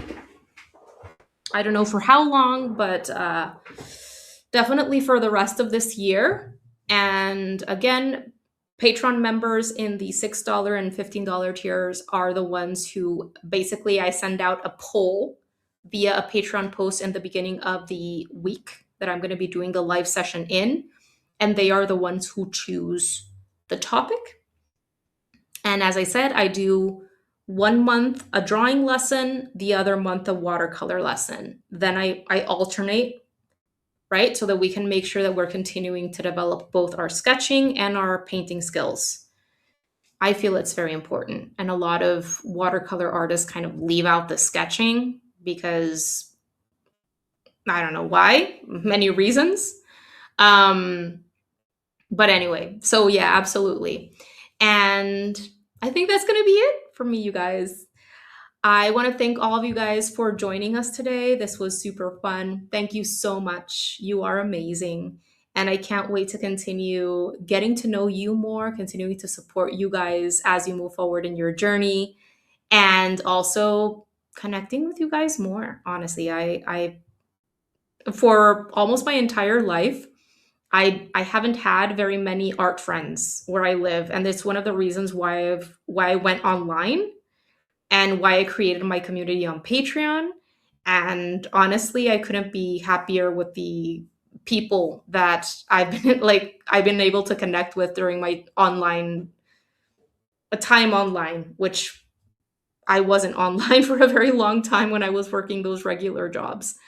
But thank you guys so much for popping in today. Have a wonderful rest of your weekend and feel free to reach out if you have any questions, anything at all. I'd be happy to help you guys out, whether it's through Instagram. You can find me at Erica_Lancaster_art. Send me a DM if you have any questions. Email hello@ericalancaster.com. Leave comments on YouTube. And that's it. That's it for now. Thanks so much, you guys. Have a wonderful rest of your weekend and talk